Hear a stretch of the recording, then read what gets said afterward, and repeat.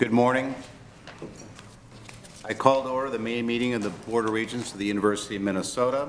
We'll first look at the minutes from March 26th to the 28th. Is there a motion to approve those minutes? So moved. Second. There is a motion and a second. Is there any discussion of those minutes? Regent Devine? No. Any discussion? Not hearing any. Will all those in favor say aye? Aye. Opposed? Motion carries. President Kaler, good morning. Would you share your report with us? Good morning, Chair Beeson. Obviously, the 2013-14 academic year is coming to a close, and this period of time becomes remarkably busy but extraordinarily gratifying, mostly because it's the season when 15,000 well-prepared students from all of our campuses at the University of Minnesota move into the next step of their life, and many of them enter the Minnesota workforce, degrees in hand and bringing great energy and extraordinary knowledge to the state's economy and culture, and I congratulate them all. Last week, I began my series of commencement events addressing nearly 700 master's and PhD graduates from our 5 arts, science, and engineering colleges in the Twin Cities. I was delighted to have Regent Devine join me. I talked about how it was 32 years ago that I received my PhD from the U, beginning a path that thankfully has led me here. For the record, Regent Devine displayed his deep commitment to graduate education in that he shook everybody's hand. Next week, with Regent Johnson, I'll have the honor of speaking to our baccalaureate grads at the Twin Cities College of Science and Engineering. And the next day, I'll join Regent Simmons at the University of Minnesota Rochester commencement, and I bet they shake everybody's hand, too. No matter how many times I witness it, there are few moments more satisfying or emotional, really, than when a student is recognized for earning his or her degree, and you hear a little "way to go" from a section of the audience. Very proud families celebrating their students' success. Let me offer other highlights of what's happened since we last met in March. As we learned yesterday, when we honored so many of our exceptional faculty, student and staff, top scholars on our Morris campus received 2 major national recognitions. Natalie Hodel, a junior at Morris, was named the 2014 Udall Scholar, and another Morris junior, Jordan Winty, received the 2014 Harry S. Truman Scholarship. And congratulations to both of them and to our Morris leadership and faculty for continuing to attract and produce national leaders and scholars. In Crookston, for the second year in a row, the UMC team competed the annual North American College and Teachers of Agriculture Convention and brought home the sweepstakes in the 4-year college division. 6 of our students finished in first place in a wide range of categories dedicated to the teaching of agriculture, which only the U does here in the state. In the area of student services, UMD hit a home run. The Supportive Services Program Tutoring Center was recognized as the Outstanding Program of the Year at the National Conference of the Association for Tutoring Profession. This school year, more than 200 qualified trained tutors provided tutoring to students in 112 courses, delivered 10,000 hours of free service to UMD students, and were a critical component to academic success and the enhanced graduation rates at UMD. On the Twin Cities campus, we're proud of Twin Cities English professor John Watkins, who's been named a Guggenheim Fellow. He's a distinguished McKnight University professor and is an expert on the political culture of the medieval and modern eras and the world of Elizabeth I and Shakespeare. John's the 7th College of Liberal Arts professor to receive a Guggenheim Fellowship in the past 10 years, which is an outstanding record for CLA. Meanwhile, last month, 1,200 medical device academic and industry leaders converged on the Twin Cities campus for the 13th Annual Design of Medical Devices Conference, which is the world's largest medical device conference. On other matters, campus safety remains a priority. As you know, we've invested in and worked hard on upgrades and improvements, police overtime, and other activities to ensure the safety of our campus community. And this spring, incidents on campus, on and near campus, have not been as numerous. However, we must and will remain vigilant and continue our focused public safety efforts. When we next meet in June, the new light rail Green Line will be on the verge of traveling through our Twin Cities campus. Our university services and university relations departments, along with other units, have been working hard to prepare for this exciting, moving, new addition to our landscape. making the community aware of the benefits and the importance of being aware of the 98-ton trains coming down the track. Legislatively, I think all of you read the same newspapers I do. There's still much uncertainty as we race towards the May 19th deadline. Earlier this week, the Senate Finance Committee forwarded a bill that fully funds 3 of our 6 requests. Tate, the Crookston Wellness Center, and the Laboratory Improvement Fund added $1.5 million to UMD's Chemistry and Material Science building, but provided only $45 million in HEPA funds. In the House, the bonding bill was amended in committee, decreasing proposed fundings for 2 university projects, the Laboratory Improvement Fund and the UMD Science Building. And I remind you, in that bill, we have only $30 million in HEPA funding. Both bonding bills are expected to be on the House and Senate floors next week, even as I believe the legislative leaders are trying to forge some kind of agreement. As for our supplemental appropriations for UMD, terrestrial invasive species, and a few other items, that conference committee is meeting still without an agreement. I would commend our government relations team led by Jason Roloff for their extremely good work in this area. Strategic planning space, under Provost Hanson's leadership, 5 strategic planning issue teams have begun meeting, and more than 500 students, faculty, and staff either nominated themselves or others for these teams, which is a really remarkable outpouring of interest in this very important process. The teams will address different issues. On the research side, our grand challenges, and on the curriculum side, our grand challenges. One is devoted to the theme of rejecting complacency, one committed to creating a culture of engagement with our communities, and one addressing our need to recruit and retain field-shaping researchers and teachers. They've all begun to identify what's needed to implement their goals.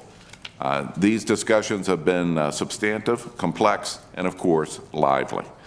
They expect their work to be completed by August 1st, and I have no doubt that they will present to us both reforms and game-changing transformations. I thank them in advance for their work. In the athletics world, some good news. It was announced this week that our Gopher athletics team ranked among the nation's best on the NCAA's Meaningful Academic Progress Reports, or APRs. The APR provides a real-time look at a team's academic success each semester. 12 Gopher teams, 5 men's and 7 women's, were honored by the NCAA for scoring in the top 10% in their sport, another strong indicator of Gopher athletics' academic commitment. It made us the nation's 4th highest ranked football bowl subdivision program in terms of the percentage of teams in the top 10%. 4th behind Northwestern, Notre Dame, and Duke. Pretty good company. So I congratulate our AD, Norwood Teague, Lynn Holleran, director of our McNamara Academic Center, our coaches, and mostly our hardworking student athletes. This month also saw the spectacular opening of our new physics and nanotechnology building in the Twin Cities, and of course, Northrop Auditorium. From the gala on April 4th to last weekend's return of the Minnesota Orchestra, who replayed their original 1929 Northrop concert. I know many of you were in attendance, and I think all of us were impressed by the power and impact of our new Northrop and how it has instantly delivered on its promise. Over the course of a couple of days, Northrop brought thousands of people to our campus who otherwise might not have visited, and it helped unite and maybe even helped to heal the community around our state's world-class orchestra at a time in which such unity has been needed. The concerts also provided a tremendous opportunity for our choral groups and our marching band members to show their talents and perform at the highest level. And it really was one of the best renditions of the Rouser I've ever heard. It really does feel like we're helping to make history, and we're improving in a dramatic way the culture of our community. So in closing, I'd like to wish a very happy Mother's Day to Regents Broad, Cohen, Lucas, and Simmons, and to all the faculty, staff, and students who are mothers here as well. Make sure everybody is nice to you on Sunday. With that, Mr. Chair, I conclude my report, and as always, I thank you for your support. Thank you, President Kaler. Appreciate that very much.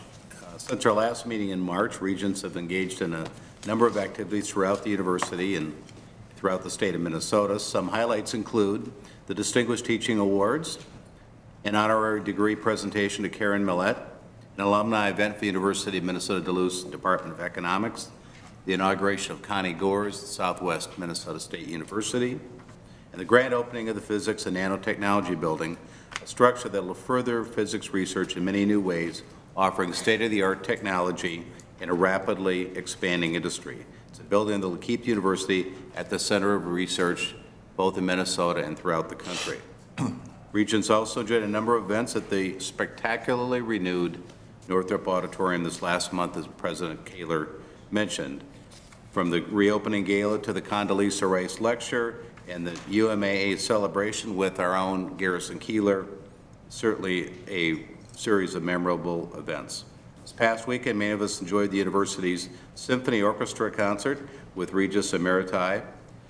But as you all know, Northrop is more than just an auditorium. It's a focal point of campus anchoring one end of the mall. And it's equally, if not more exciting, to see the building used day and night now by students and by the community. With academic programs and study space seamlessly integrated, the building will truly serve its mission as the epicenter of discovery and transformation, connecting the university and the community through arts and academics. Also this month, a number of Regents traveled to the Association of Governing Boards Conference on Trusteeship. It's a wonderful opportunity to network with peers, hear about pertinent topics in higher education today, and learn about best practice for governing boards at all types and sizes of institutions. Finally, last week, Regents Johnson, Devine, Lucas, McMillan, Simmons, and I visited the University of Minnesota Duluth for a two-day visit with campus and community leaders. Wednesday evening, we honored student athletes at what was a really inspiring community-based dinner. The Bulldogs represent themselves and their school well, both on field and as students. Thursday brought a firsthand look at some of the really strong work being done on campus, academically and research-wise on a daily basis throughout the campus, including a visit to the Natural Resources Research Institute. We also came with a better understanding of the preparations underway to address the dynamic budget challenges facing the school. President Kaler, Chancellor Black, and other university leaders continue to provide strong leadership and focus to this issue. We have the highest level of confidence that solutions are being identified that will maintain the school's critical value and distinct mission to the University of Minnesota system and the entire state. We're grateful for the time and effort that went into organizing that important visit. But we do have a busy month ahead, and with the approaching end of the academic year, students are busy taking those final examinations, and many are preparing for commencements. Regents, as a group, are participating in 29 commencements across all 5 campuses. This, of course, is a monumental event in students' lives. We're all honored to take part in those ceremonies. And at the end of May, Regents will travel throughout southern Minnesota to visit the Dairy Education Center, the Southern Research and Outreach Center, and the Hormel Institute in Austin. This will conclude a year of renewed commitment to communities throughout the state of Minnesota. Finally, each May, the board establishes a committee for evaluating the performance of the president. This year, the committee will consist of Regents Johnson, McMillan, and myself. The committee will meet several times during this next month and will provide its report to the June meeting of the Board of Regents. That concludes my report. Next, we will receive and file reports regarding the annual review of President's delegations. Number 5 is the consent report, and I'll ask for a motion and second on the report for all University Honors Committee. So moved. Second. There is a motion and second. Is there any discussion about this topic? Not hearing any, will all those in favor say aye? Aye. Opposed? Motion carries. Next, I'd like to invite Vice Presidents Wheelock and Herman to the table to introduce a resolution related to the Central Corridor Light Rail. It's been several years since we've last discussed this topic at the board level, and we look forward to an update on operations and maintenance, as well as the preparation details for the arrival of the train from downtown St. Paul.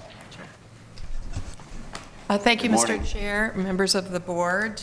We are here because, as you pointed out, we are expecting a train to come rolling down the tracks in mid-June.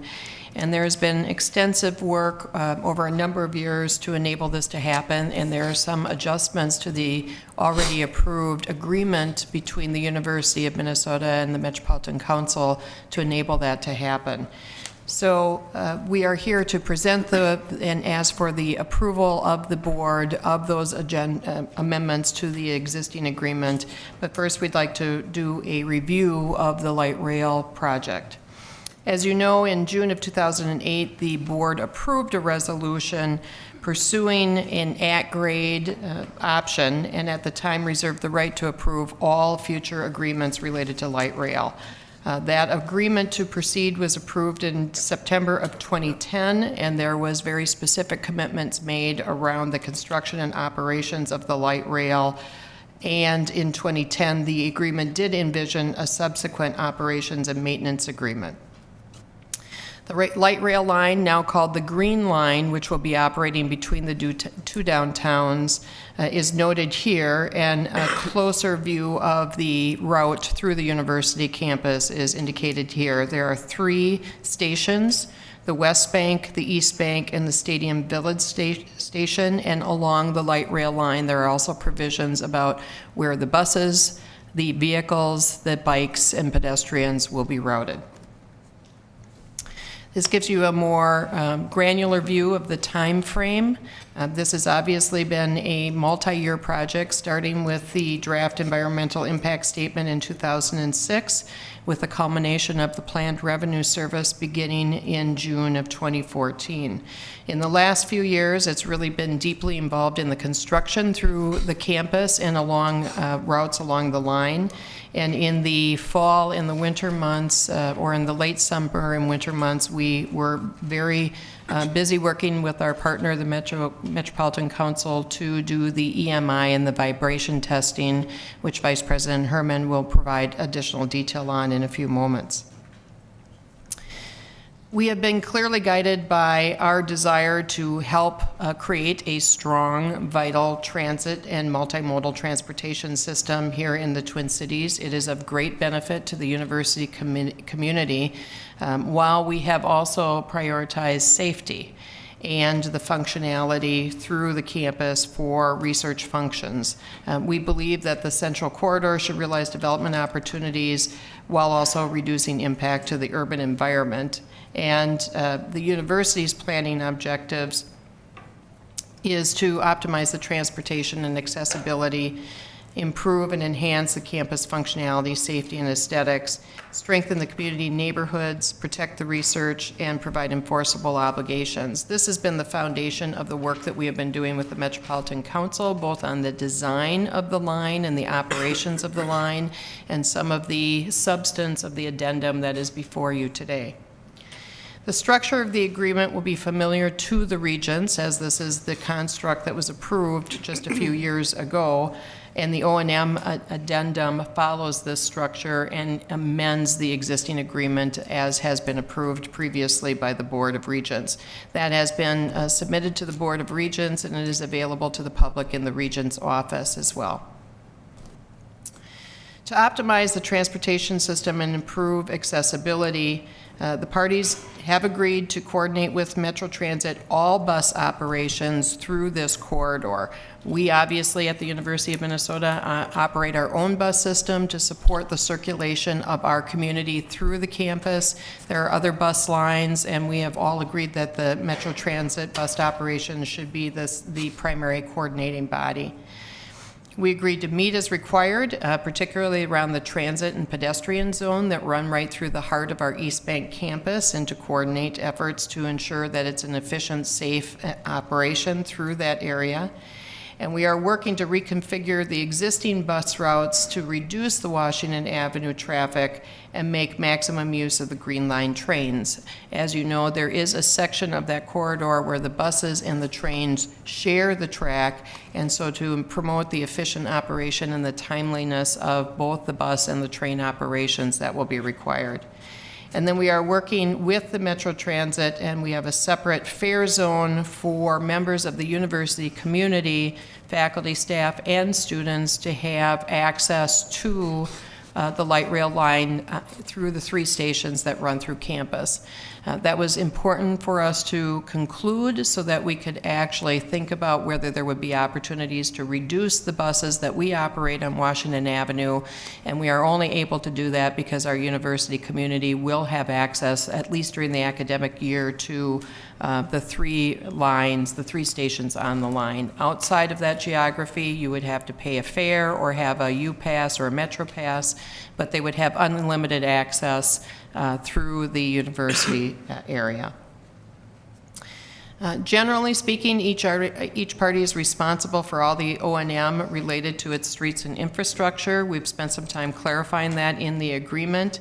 There are a number of specific provisions related to maintenance and operation of the physical structure, as you would anticipate, the fences, the lighting, the landscaping, snow removal. So it was extensive work conducted by multiple parties, the City of Minneapolis, Metropolitan Council, University of Minnesota, to clearly delineate those responsibilities and put that into the agreement. The document also outlines work permit procedures so that those working in that area can do so safely. The university is responsible for the day-to-day maintenance of the amenity zone, including landscaping and waste removal. You may recall that we had a very strong point of view about the design of the light rail line and the corridor through our campus, and reached agreement with the Metropolitan Council to make certain improvements to enhance the aesthetics of that through the heart of our campus. It also includes a provision waiving obstruction permit fees for the university. You may recall that the University of Minnesota donated, if you will, turned over right-of-way to enable this project to move forward. And should we do any future work in that area, it was important to us to also then be waived for any permit fees that would normally follow a project. So, Chair Beeson, Regents, let me just talk a little bit about one of the... Good morning, Vice President Herman. Could you identify yourself? for the record? Vice President Herman, thank you, Chair Beeson, sorry. So let me just talk about one particular aspect of this agreement. As you heard from Vice President Wheelock, the train runs right through the heart of our East Campus, and along those train lines are significant research infrastructures that are affected by the running of the train. So the 2010 agreement established both acceptable levels of vibration and electromagnetic interference standards and set up a very rigorous set of testing and monitoring activities to make sure that we could be certain that our research would be unaffected, or if impacted, the Met Council would help us ameliorate any effects. The agreement, which was negotiated largely by Tim Mulcahy, my predecessor, required Met Council to certify compliance with both these vibration and EMI performance standards before the revenue service was to begin, which, as you've heard, is June 2014. And the agreement called for testing both in warm weather and cold weather, since there's quite a temperature range here in this area, and we were worried that especially cold weather might affect some of the amelioration approaches. The positive news, I think, is that the floating slab track design and a double split power supply were generally effective at mitigating both the vibration and the EMI as was originally envisioned in the agreement. Now, there were a couple of areas where they could not ameliorate either of these enough to meet the agreement that Met Council formed with the university. And one was a vibration, and one was this electromagnetic interference. And in further discussions with Met Council, largely led by Pam Wheelock and Leslie Kruger, they have agreed to slow the train at Edmondson to decrease the vibrations, and at the westbound across the Washington Avenue Bridge to minimize and bring the interference down to acceptable levels.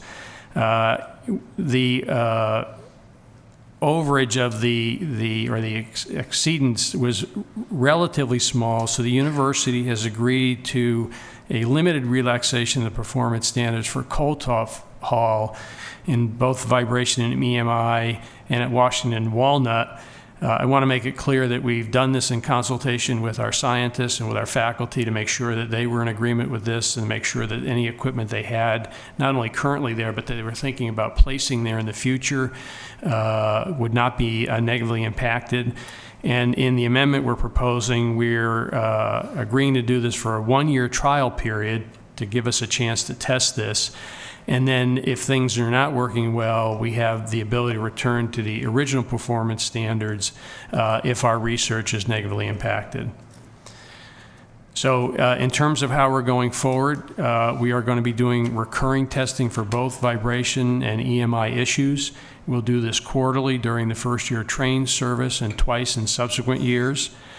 We have built in 24/7 vibration monitoring, both in our buildings, in the track, and in a flat wheel detection system.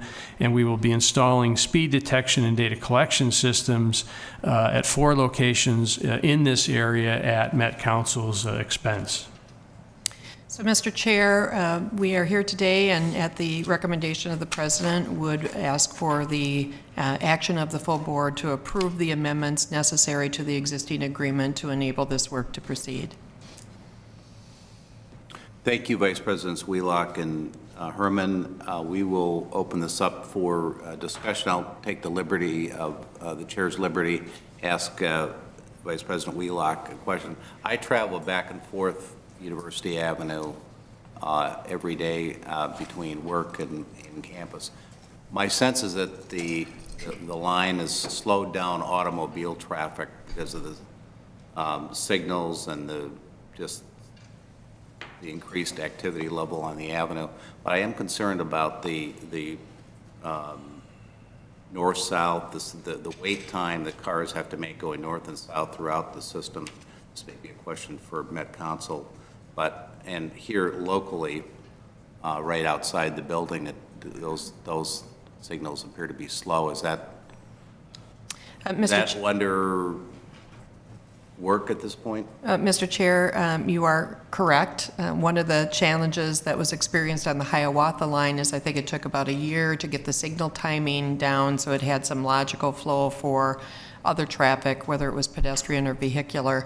The city of Minneapolis learned from that experience, and they are much more advanced in working with the Metropolitan Council on working through the timing. We've had some issues on campus as well about the timing of the signals for pedestrians to cross Washington are unbelievably and unrealistically long.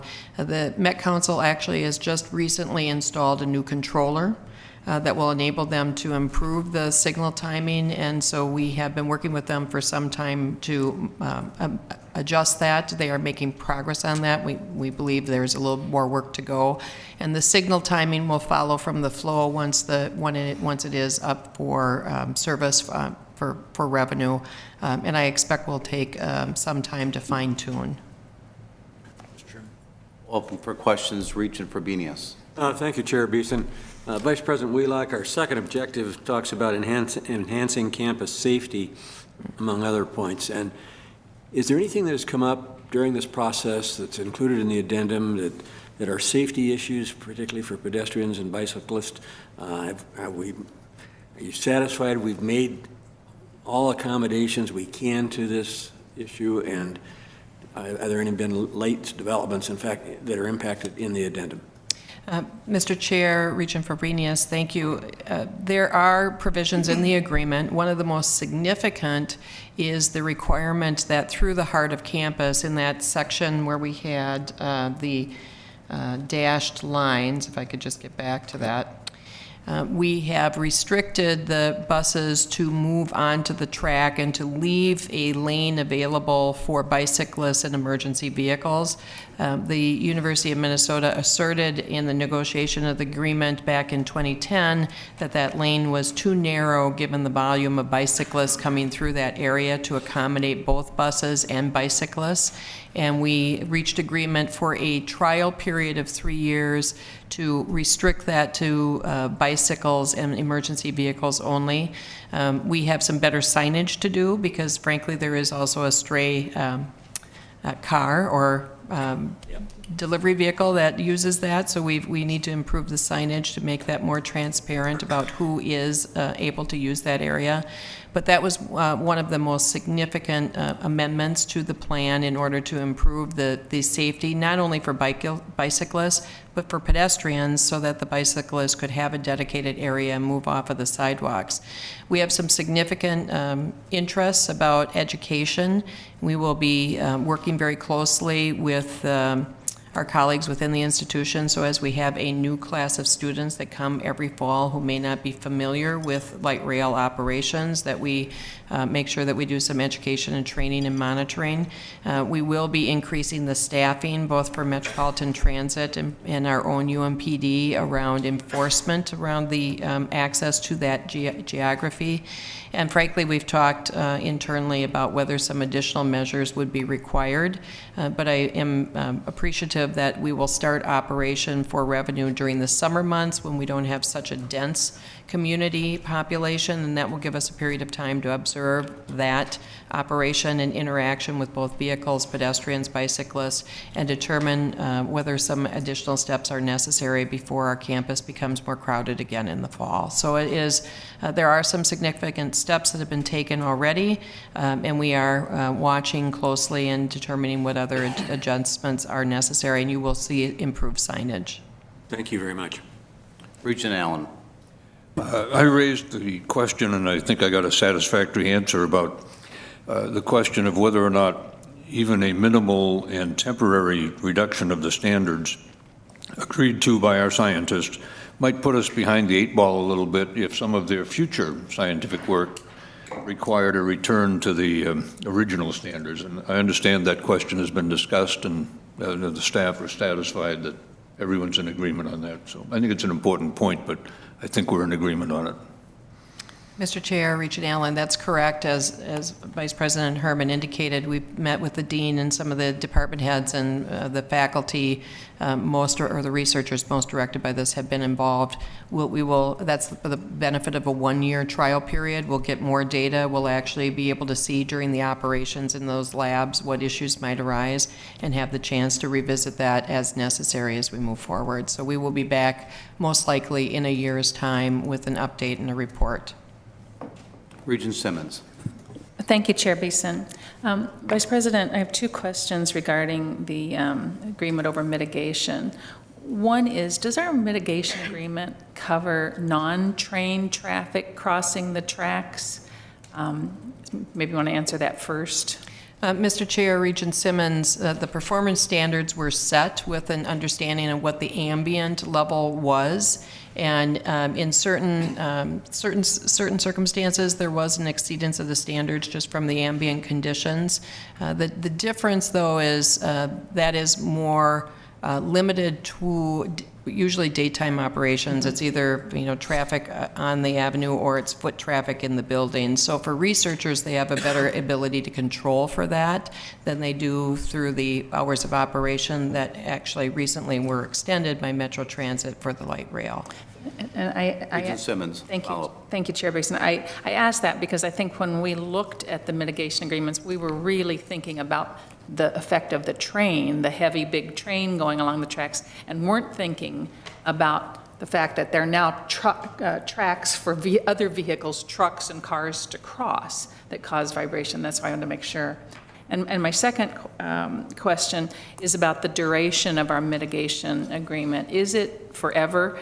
Because if I understand this correctly, the way that the vibration was reduced is with some padding, low rubber padding. And I don't know how long that rubber padding lasts, but I want to make sure it lasts as long as the train does. Mr. Chair, Regent Simmons, Vice President Wheelock. they would be required to meet the performance standards through the life of the operations on the line, which is part of why we have some detection mechanisms in there for a flat wheel, for example. So early indicators about the strategies we're using right now for mitigation beginning to fail or having a failure, and some prompt remedies. Thank you. Thank you. Regent Broad.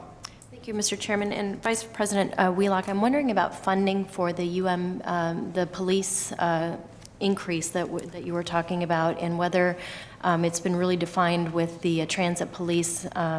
So the funding question, I guess, is does the Metropolitan Council have a relationship formalized with us to help us finance that additional workforce?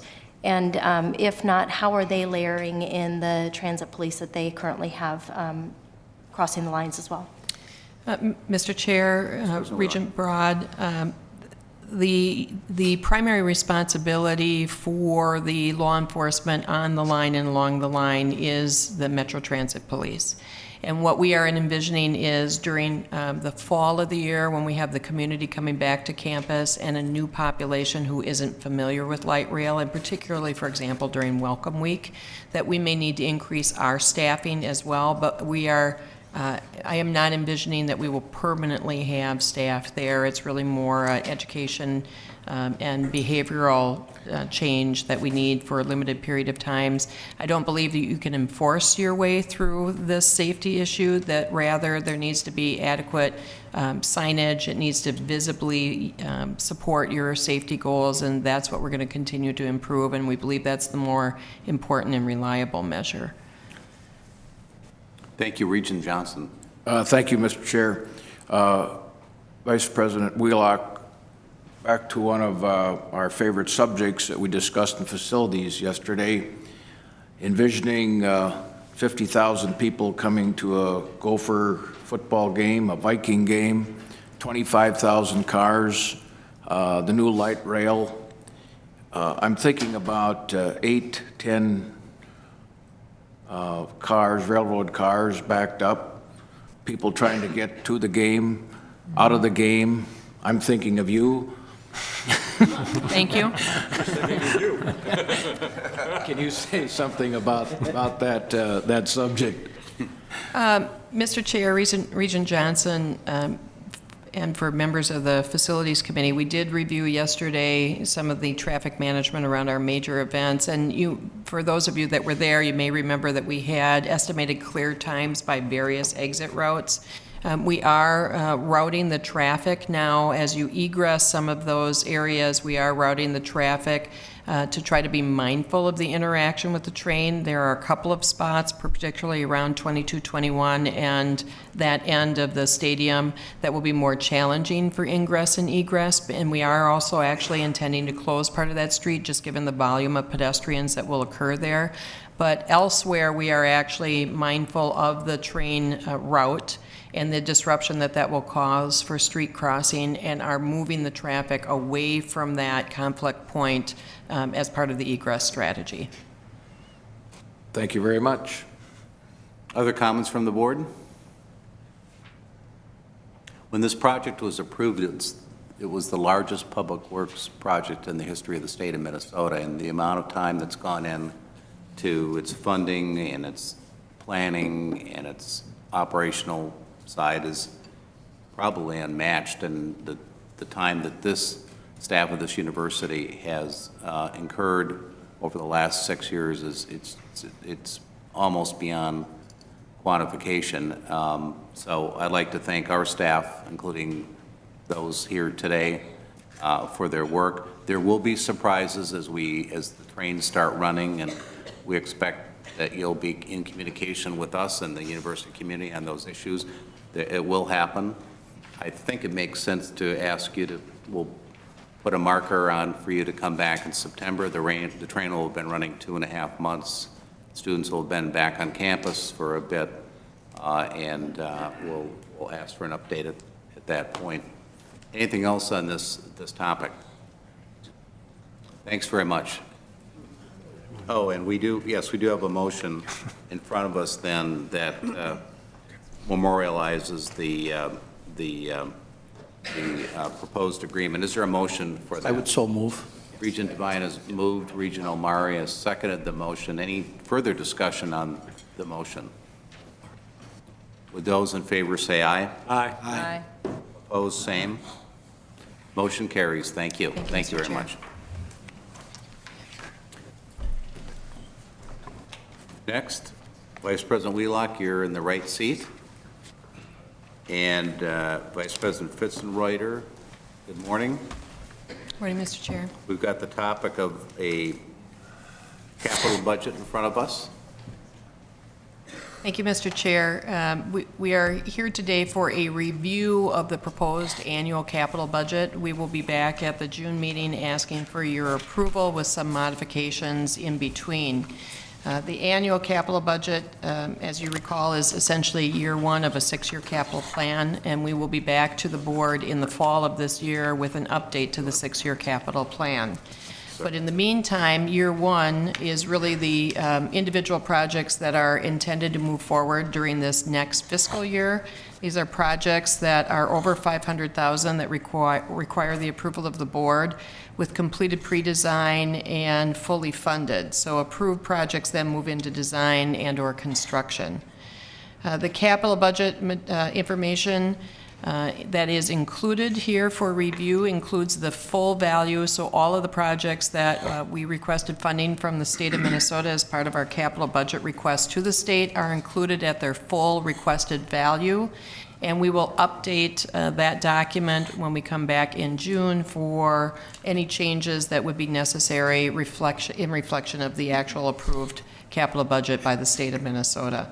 Those projects, just for reminder, are listed here. We've actually have $299 million of capital projects requested to the state of Minnesota. Of that, $232,667 is requested for the state share, and the remainder would be the university share for those projects. As you can see, HEAPR is the most important project, both in terms of its order of priority and the size of our request. And the HEAPR projects, just as, again, a reminder, are critically important. It is an essential tool to help us extend the useful life of the public and institutional investment that has already been made in our facilities. It is not intended to change program in those buildings, but rather to improve and protect the infrastructure of the building itself. So it could be used for accessibility projects, building systems, health and safety, et cetera. The 2014 request of $100 million would fund more than 75 projects. You will see that in our presentation. The preliminary project list, however, will be adjusted depending on the size of the final appropriation. Projects right now that are included in our $100 million request are listed here. You will see that they are throughout the institution, throughout the system. The prioritization of those projects for the system campuses are done by the system campuses, largely in consultation with our staff here centrally, but they are very important for advancing the goals of those system campuses. Heller Hall, for example, is a critical investment for the UMD, and the electrical infrastructure that is planned at Crookston will be financed out of HEAPR funds as well. So sample university projects in the annual capital budget that are not HEAPR related or financed, repair and replacement, we do invest significant resources at the institution for regular repair and replacement. Those come from really O&M funds, or it may come from our ISOs. For example, our housing or our parking actually also invest in R&R as well. We have projects throughout the system. We have some investment in our housing systems, and we have some improvements in some of our venerable buildings like the first floor Memorial Hall to make it more efficient for its existing uses. Mr. Chairman, members of the committee, the total value of the annual capital improvement budget before you is $367.8 million. As you can see, it's dominated by our request to the legislature. 63% of this total plan relies on funding from the state of Minnesota. And as President Kennedy once said, the time to fix the roof, to repair the roof, is when the sun is shining. And the climate out there right now, low interest rates, good value for the dollar, in construction bids, that now's the time for the state to fund these projects. We're optimistic that we're going to get a good capital request. We have hard work ahead of us. It's the 11th hour at the Capitol to get this done. We'll be back next session to update this chart and bring it to you for action. And with that, we'll stand for questions. Thank you, Vice President Fitzenreuter. Are there questions or comments on the capital budget proposed? Mr. Chairman? Regent Johnson. Mr. Chairman, Fitzenreiter, you have made numerous presentations to the members of legislature individually and in committees. And when the issue of HEPA comes up, what kind of response do you generally get? Do they say, well, these other things are more important, or they don't fully understand, or because we keep having these discussions about the importance of HEPA? Mr. Chairman, members of the committee, it's the legislature turns over a lot, so you have to keep explaining it to them. I think they understand the need for it, but it isn't, the struggle is, you can't do a ribbon cutting on every roof or every pipe you repair. It's not glitzy, fun stuff. We asked for a sizable amount. They swat it back significantly, cut it down. We just need to keep pressing the case, but it is not as popular, clearly not as popular as a local project in Chatfield, Minnesota, or a project where they can, during the election year, cut a ribbon. It's a struggle. It's something I think we need to think more about in terms of the operating budget, and probably still go to the legislature for these kinds of dollars. This is an existing state statute. They created the law. Maybe they need to refine the law and make it a higher priority. Mr. Chair, if I could just Vice add, President I think in the process that's like a three-legged stool. You have the executive branch, the House, and the Senate, and typically the asset preservation funds, whether it's for higher education or elsewhere, if the CEO of the state doesn't have a very strong recommendation in his proposed recommendations for capital, it's very difficult with 201 legislators and the requirement that you have the votes that you need to pass this bill, which is beyond a majority. It is atypical for that type of item to become a groundswell of support in a legislative process as you try to compete with local projects and get the support necessary to pass a bill. We are very appreciative of the strong support from the governor on all of our capital projects, but we'll continue to work as well with the executive branch on the importance of this investment. Regent Devine. Thank you, Mr. Chairman. The issues that have come up here relative to the proposed budget, I think we've spent a lot of time yesterday afternoon really going through quite carefully all of the issues, and I think there's been a very aggressive conversation in terms of the strategic nature of the issues that are before us. And obviously, part of the shortfall of what we're dealing with right now is we're going to go through an approval process a month from now, and the difficulty of the HEPA money particularly really highlights how difficult it is for us to make strategic decisions in such a short window of time and really go from a $100 million request to whatever the final number is, whether it be 30 million or 45 million.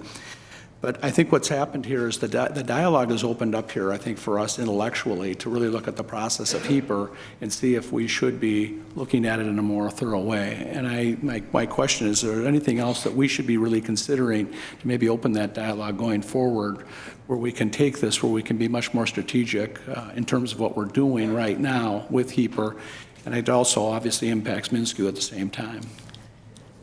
Mr. Chair, Regent Vice Devine, President Wheelock. I would expect that the administration would have some thoughts on that and would present that as part of the 6-year capital plan update in the fall, which will form the basis for our request to the legislature, which would then be approved by the board in October. And so after this legislative session, the president has asked, in consultation with the intergovernmental relations staff, that we consider whether we can be more strategic as we think about R&R, new projects, and HEPA funding. And on that point, President Kaler? I'll just amplify Vice President Wheelock's statement. We will be having this conversation. I've been here 3 years now, and the first time I thought, well, that's just the way it goes. But it's clear that we really do not have the right dialogue around the need to preserve our assets. And there are a range of options. We'll be discussing them and together with this board, we'll decide on a strategy that hopefully will be more effective. Regent Allen? Question? Been covered. Thank you. Other comments on the capital budget? Thank you, presenters. We will hear back from you next month for a request for approval. Thank you, Mr. Chair. Yes. Next on the agenda is a review of the President's recommended 2015 annual, Operating. excuse me, yes, yes, on the operating budget, and I'm going to ask President Kaler to open this discussion, if you would. President Kaler? Thank you, Chair Beeson. I'm going to walk through this presentation with you, but I'm joined by Vice President Fitzenreiter and Associate Vice President Tonelson in case I need to call the proverbial friend here if you have questions. I like to say that an annual budget is not just a list of numbers, but it really is a statement about the priorities and plans of the institution. And I believe this budget clearly reflects the priorities that my administration has for the institution. And they are access, affordability, and academic excellence, keeping the cost of attendance as low as possible and making the quality of the experience as high as possible. Operational excellence and accountability, that's been a theme of mine since I got here, and you'll see we've made good progress in that regard. And we continue to champion the conversation around the return of state support to the state's great research institution. This pie chart illustrates the sources of revenue. We'll talk about the revenue side of the budget first, and it is self-explanatory. It is a $3.6 billion budget overall. It was a $3.6 billion budget in FY14 as well. So the net increase in revenue is $16.3 million. So both budgets round to $3.6 billion. The state appropriation in FY15 will be 17% of our overall budget. This pie chart shows the internal sales of $228 million in the bottom of the slice. And if you take that out, the state appropriation is 18.4%. Tuition is 25% of our budget in both situations. Again, internal sales represent the exchanges between our units, but we do report them as part of our total budget. The foundation of our budget is the state funding, and this is a reminder of the historical pattern of state funding dating back to 1997. And you see that with the assistance of the legislature and the governor, we do have an increase in state funding again this fiscal year. Second one in a long time, but even so, the FY15 state expenditure of $615.5 million is essentially equal to the amount of money the state invested in this university in 2001. And we have many more students and a new campus since then. You will recall that the legislature made 5% of our FY15 appropriation, or $26.5 million, contingent on meeting 3 of 5 performance goals. They are listed here for you. Increase undergraduate 4-, 5-, or 6-year graduation rates, increase by 3% the total number of STEM degrees, increase by 1% the 4-, 5-, or 6-year graduation rates over fall of 12. Decrease administrative costs by $15 million, and increase invention disclosures by 3%. So, lest you're worried about those, I'm pleased to report strong progress against not 3, but all 5 of those areas. The Pell graduation rates are listed in the top section. The baseline, the increase, the target value, then as a result of that calculation and the progress to date. And you will see that not only did we succeed in 4-, 5-, or 6-year graduation rates, we succeeded in 4-, 5-, and 6-year graduation rates.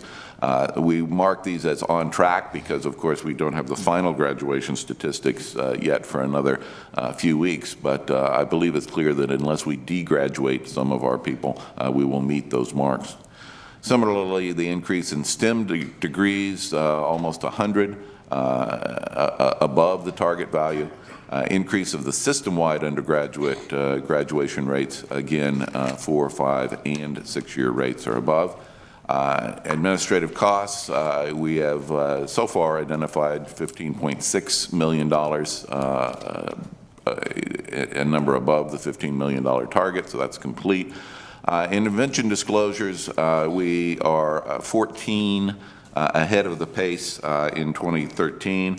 So to give you the numbers, in March 31, so the end of the third quarter, we had 259 disclosures. A year ago, at that point in time, we had 245 disclosures. So I think we're doing our part on all of these metrics, and this is a helpful bar to meet. In some sense, active part of the budget that we're seeing compared year on year is $46.3 million. We identify a $15 million spend for a compensation increase, an increase in student aid of $2.1 million, mission support and operations of $5.8 million, but the bulk of the new investment is in academic areas at $23.4 million.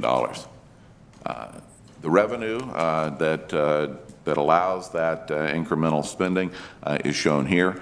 Again, the appropriation increase, our deal with the state in the last biennial conversation, $14.3 million. Tuition revenue above targets is $4.4 million. And the bulk of the newly available resources comes from internal reallocation and from unit resources. And so I'll walk you through some examples of that. So of that $27.6 million, the reallocations account to $18.5 million. Those come from reductions in positions throughout the institution. They are primarily through attrition, but not always through attrition. We have a voluntary non-renewal or layoff option at Duluth, and a continued reduction in spending on travel, food, supplies, et cetera, et cetera. Other unit-level resources are revenue increases. For example, in the College of Science and Engineering, an increase in the indirect cost recovery due to receipt of grants above what they had budgeted. Our endowment is returning a good rate of return, and so we expect to be able to use endowment earnings. In some cases, online course fee revenue, particularly at the Crookston campus, allows new resources. We have uncommitted tuition revenue above what was budgeted, again, primarily because of enrollment increases in some units, but not all.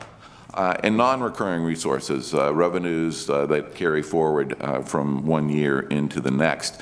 Those are in some units, reserves that we are allowing those units to spend down in a way that we believe is prudent and appropriate. And so those total then $9.1 million.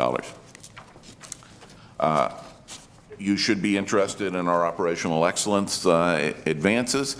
I have committed the institution to $90 million in reduction over the next, over a 6-year period. And we have 3 components in that regard, and these are to-date numbers, FY14 and 15. We have $15.6 million in reductions, as I mentioned earlier, and we have a final list, and we will communicate it to the 2015 legislative session. We include unit-level reallocations to support the investments that I have mentioned at $14.4 million, and unit-level reductions in non-sponsored funds, not only state O&M funds of $5.8 million. So we have moved out of administrative costs $35.8 million since we began. And that is 39.8% of our $90 million goal. We're ahead of schedule. We will continue to try to be ahead of schedule to do this as quickly as possible. I will tell you that my expectation is that these reductions will become more difficult and more challenging to units as they become deeper I think that's probably self-evident, but we are going to do this. Tuition and fees, FY15 sees no increase in tuition for resident undergraduates. That is a very important thing to me, and I'm very pleased that with the help of the legislature and the governor, we're able to do that. We will continue to grow the differential between resident and non-resident undergraduate rates. On the Twin Cities campus, that differential becomes $7,250. The Duluth campus, we do not grow that differential. It remains fixed at $36.65, as you see. And for Crookston, Morris, and Rochester, there is no differential between resident and non-resident. Again, the difference between resident and non-resident undergraduate rates on the Twin Cities campus is one of the smallest in the Big Ten, and may in fact be the smallest in the Big Ten. It is the smallest in the Big Ten. Julie, thank you. We continue to realize we're in a marketplace with graduate and professional tuition. A general graduate student increase of 3%. Others vary across the board. The largest increase is a program in the Humphrey School, a certificate program that is priced well below the other programs in the Humphrey School, and we believe can be moved up. The professional programs vary anywhere from 0 to 3%, and in particular, there is no increase in tuition for the medical school and the vet med school. We are proposing to execute the third year of a 4-year phase-in of a tuition surcharge for the Carlson School that this board agreed to 2 years ago. There is no increase in campus or collegiate fees for the second year in a row. Fitz tells me that's a historical situation. We have managed to do this for 2 years in a row. We do have some course and miscellaneous fees that will increase, but they'll be very minimal, and those generally reflect real expenditures. So, for example, if we have a study abroad program that's provided to us by a third party, and they increase their price to us, we increase the price to the course, to the people taking the course, but we do charge them what we are charged. And so if you look at the combination of undergraduate tuition and required fees, the increase in Morris, Rochester, and the Twin Cities is 0%, Crookston and Duluth 0.2% increases. Julie and Fitz shared with the Finance Committee yesterday the snapshots for all of the system campuses. In the interest of time, I will do only the Twin Cities campus in this representation. So you see that the student service fee for the Twin Cities campus, which is a fee set by a student-driven and a student-deciding process, increases by $6. The Minnesota Student Association reduced their required fee, and so the net increase in tuition and fees on the Twin Cities campus is $5.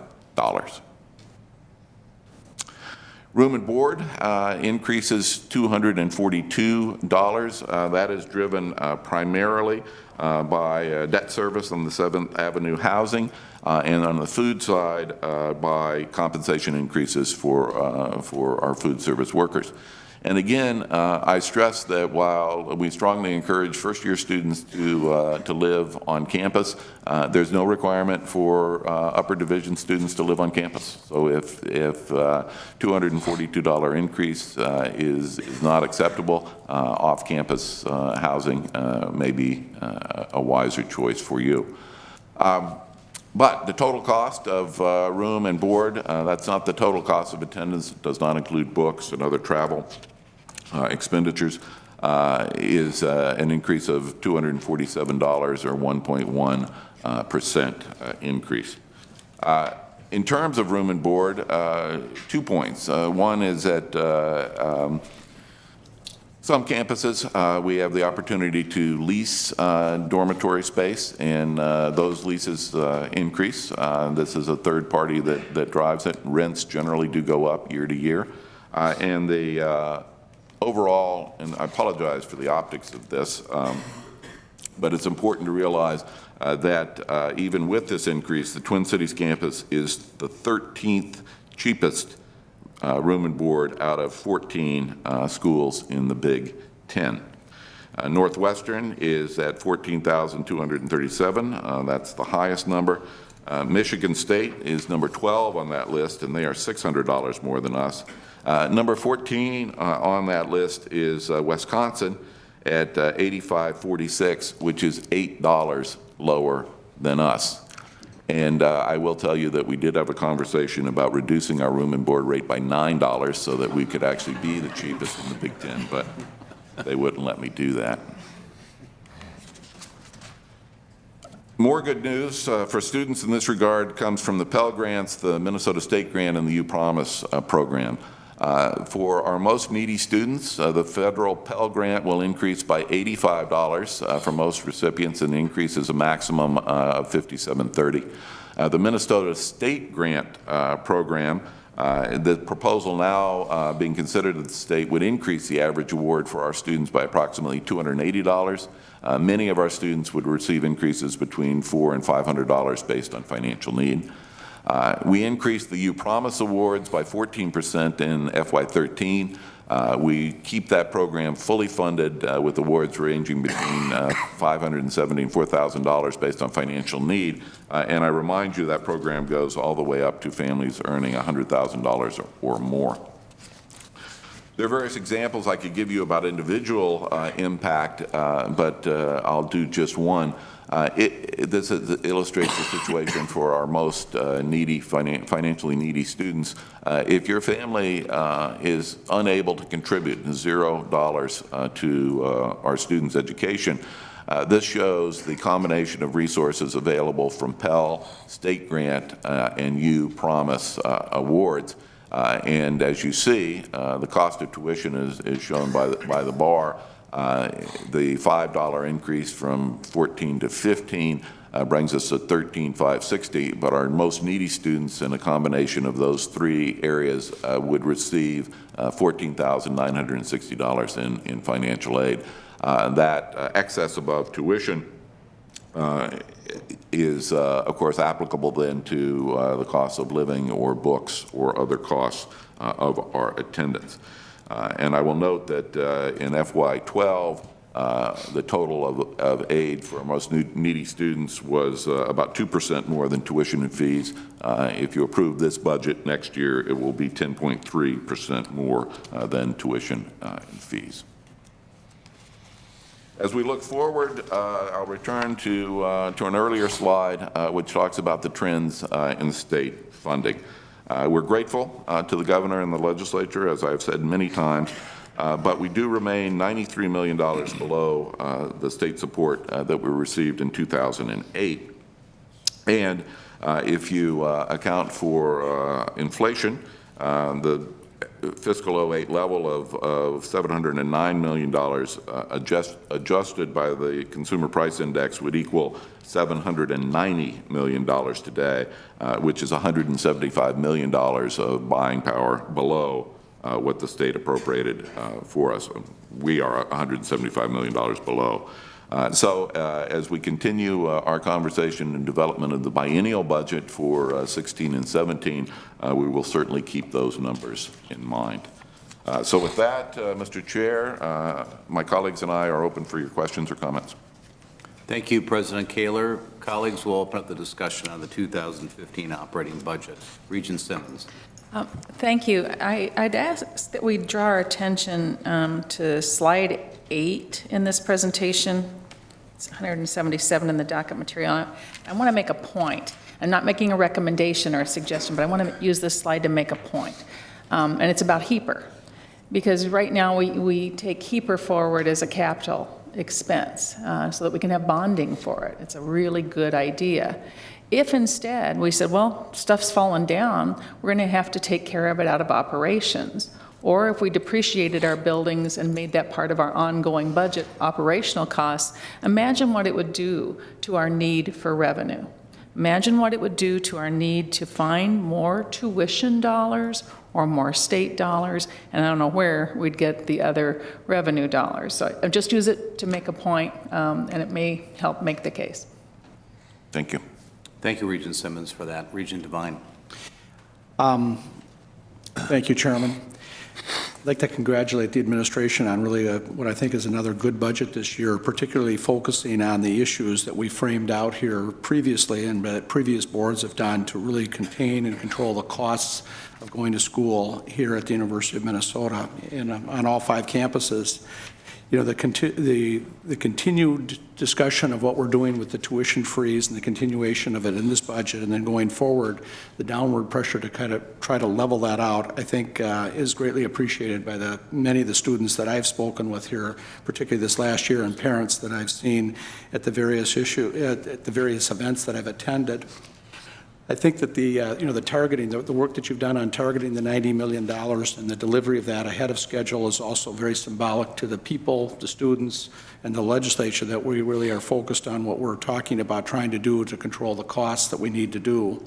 And I think also the last point that I'd make relative to the expenditure side is the fact that we've also had a nice discussion here, I think, in the recent past in a number of different forums, talking about the overall housing issues and the cost to try to keep those increases to a minimum on the part of the students, because a lot of that is costs that they ended up having to borrow money for, particularly the sophomores, juniors, and seniors, and the impact of what we're doing affects the marketplace in the for-profit sectors.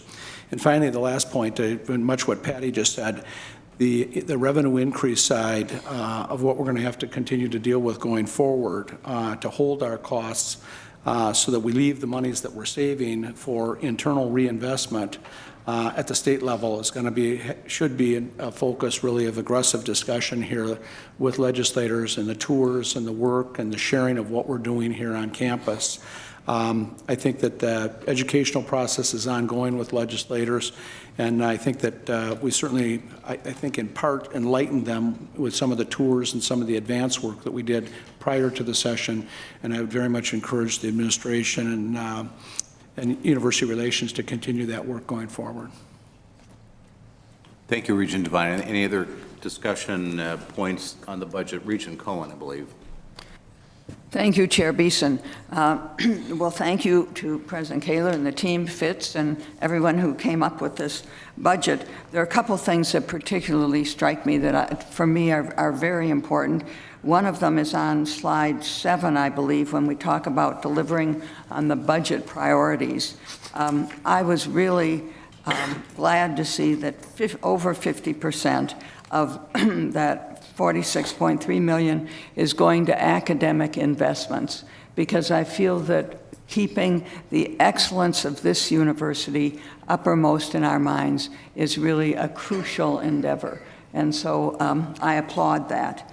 And then the other point that I wanted to make was the performance metrics that the legislature has requested in order to get 5% are certainly performance metrics that this board would want to accomplish anyway.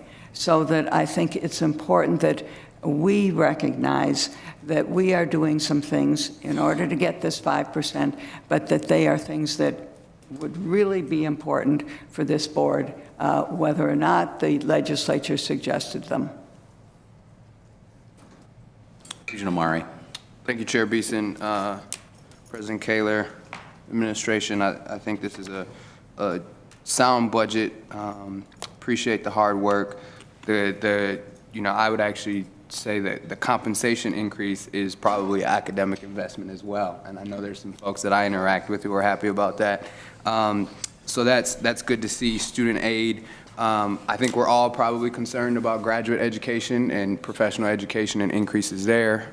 It's something that I think the next phase of our tuition discussions have to be around tackling that, and it's absolutely important.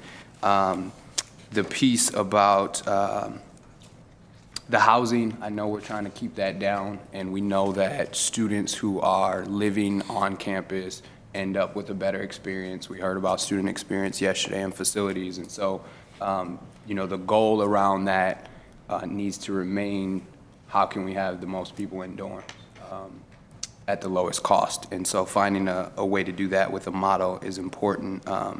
And for some people, 247 is too much to live on campus. And then the last thing I'll say, I have a question about how does, when we increase graduate and professional education for a student who is funded through a graduate assistantship, what does that mean from the department's end? If we increase it by 3%, does that mean that they now have fewer assistantships for their graduate students, or is it a pass-through fund that basically erases itself?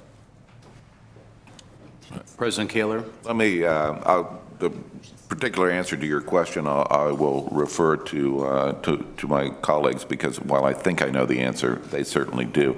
On the first philosophical tuition question, you know,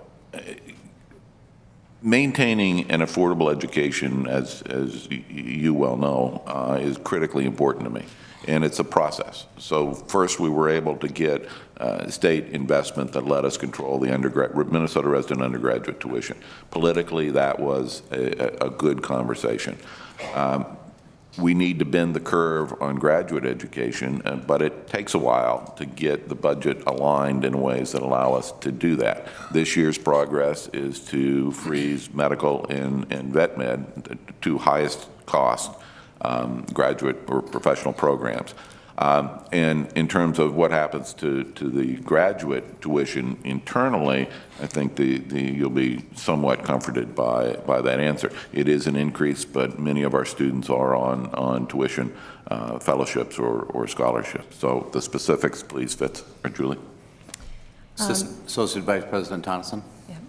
Mr. Chair, Regent Omari, the question about graduate tuition benefit, which is an assistantship, is provided a tuition benefit so that it pulls down the cost. But you are correct in that the department pays the tuition benefit. However, if it is a non-resident rate, the non-resident portion of tuition for graduate assistants is waived at the university, so then it isn't an additional expense. If it is a resident rate, the department does pay that as an additional cost. We do, and every institution does, try to subsidize that a little bit to hold down the cost for departments, and this budget does include a continuation and actually a slight increase as part of the academic investment here, a slight increase of $1 million in that subsidy for departments to help hold down that cost. So it's a complicated issue, but yes, the departments do pay a portion of that. Got it. Thank you. Regent Broad. Thank you, Mr. Chairman. I think everybody in this room knows that I have been pretty vocal in some concerns over the sustainability of higher education costs and spending.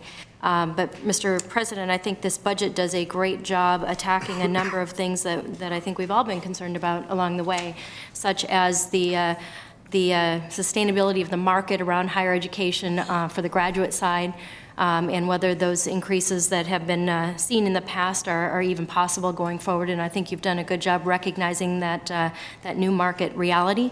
I think this budget does a great job in looking at the fact that debt is crippling families right now, and the tuition increases are simply not sustainable.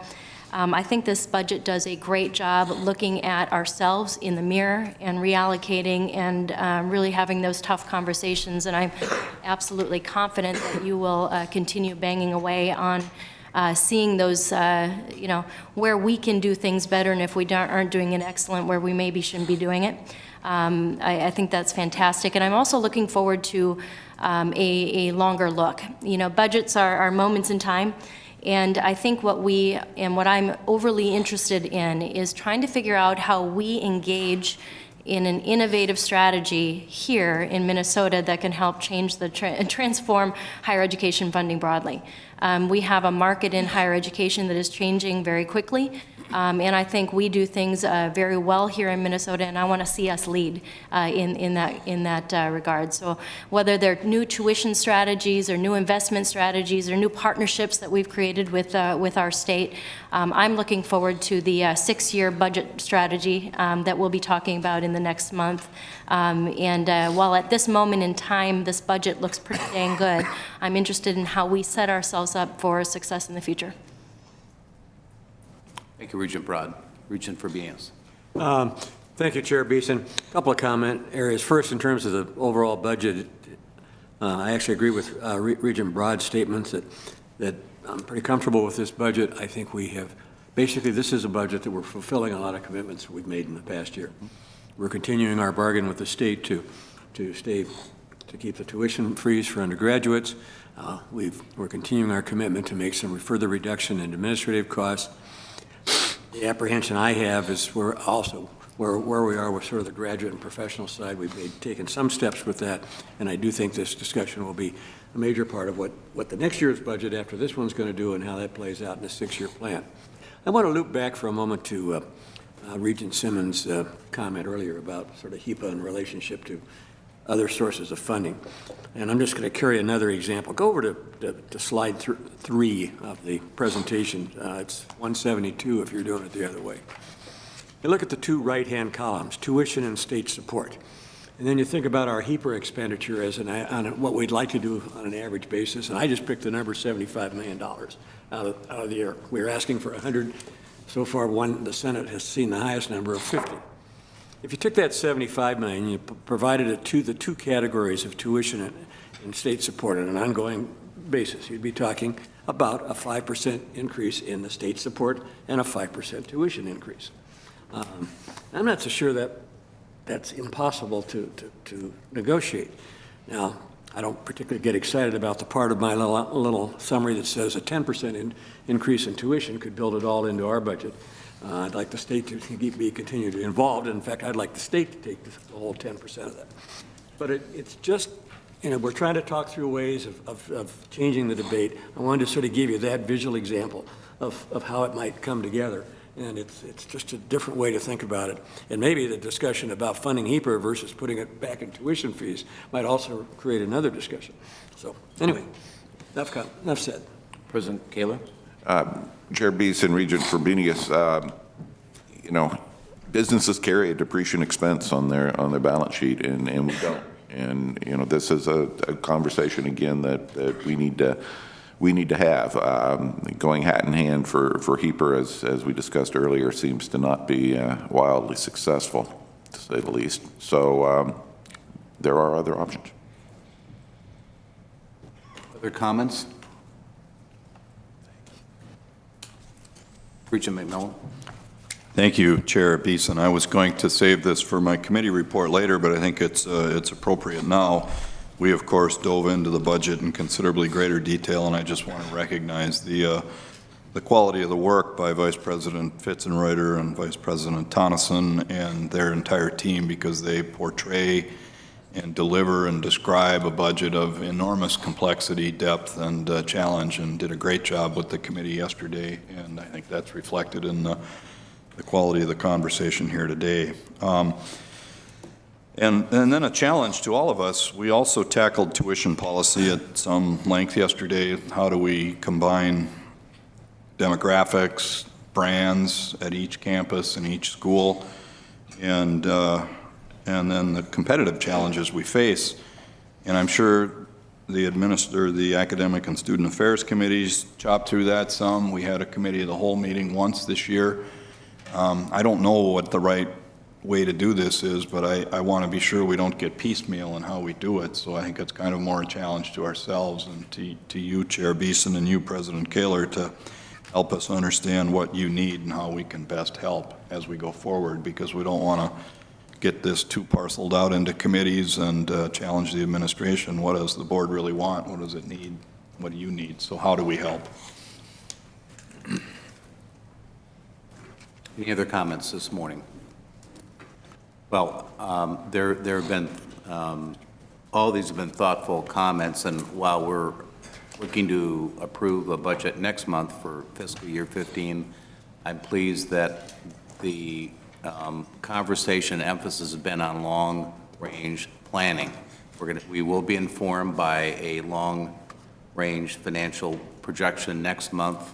We've identified some key issues that impact the long-range sustainability of how we deliver affordable education. So I'm really glad that we're beginning at this point in the year to really be thinking about the next biennium already. We'll revisit this next month, and we will be having a public hearing at 12:30, and we we look forward to that. Separate but related is now a conversation about operational excellence. Vice President Fitzroy, you're going to be joined by Vice Presidents Brown and Studham. Yep. President Kaler will begin this conversation. President Kaler. Thank you, Mr. Chair, members of the board. In March, our Vice Presidents for Human Resources, for Budget and Finance, and for Information Technology provided an operational excellence progress report to the Minnesota Senate Higher Education and Workforce Development Committee. And today, they will present you with a version of that report. And I want to reiterate how important this work is to me and to the rest of my leadership team. We continue to ensure that we have a streamlined administrative backbone to support the world-class teaching, research, and public engagement that is our hallmark. This operational excellence work is not an initiative. It is simply our way of doing business, and our Rejecting Complacency strategic planning goal highlights the importance and spirit of this work going forward. So with this, I will turn the presentation over to Vice President Studham, Fitzroy, and Brown. Mr. Chairman, members of the committee, the President did hit what operational excellence is all about. It is a long-term commitment to work smarter, reduce costs, enhance services, and increase revenues. We want to use our resources, that's our people, our money, our time, our facilities, to the highest and best purpose. Why are we doing this? We want to lower our administrative spend and redirect those resources to our mission activities of teaching, research, and public engagement. As you know, the President said we absolutely have to move to be a more nimble and responsive way of doing our administrative work, and we have to do it at a lower cost. What's our goal? We all know it's $90 million, and as was pointed out yesterday and just in the previous presentation, we are ahead of schedule on that. What we're here today to talk about is some of the opportunities, our roadmaps in that direction. It's, of course, the Enterprise System Upgrade Program, the work we've done on spans and layers, the Huron recommendations, and other operational excellence initiatives that we've done and are underway today. And we're going to, from here on, bounce between the three of us just to give you some highlights of what the activity is in this area and what we're doing. And I'll turn first to Scott Studham, Vice President Studham, to just give you a brief update on the overall Enterprise System Upgrade Program. And then I'll turn to Vice President Brown. Good morning, Vice President Studham. Chair Beeson. The Enterprise System Upgrade Program, I've had the chance to talk to many of you as individuals about this project. We look forward to giving you a full update at the next board meeting. This really is foundational to many of the other operational excellence activities that we have going on. This will help transform many of the information systems at the university. It's been led by the student, HR, and finance business units. It's been a great collaboration project. We're about halfway done with the active development. We'll hit major milestones in August, and then again throughout the fall for go live in the February timeframe. Vice Chair President Beeson. Brown, good morning. Good morning. Chair Beeson, members of the committee. A year ago, the legislature asked us to do two things. One was a spans and layers analysis. The second was to utilize an outside consultant to help us identify some more efficient operational initiatives. This first is spans and layers, and that's essentially a human resources tool which is designed to help leadership determine whether we have whether we are organized to be an efficient organization. This chart is a summary of our findings, and our goals were less than 7 layers. We are at 7 layers or less and in all aspects of our organization. And our spans, that is the number of people that report to a supervisor or manager, would be between 3 and 11.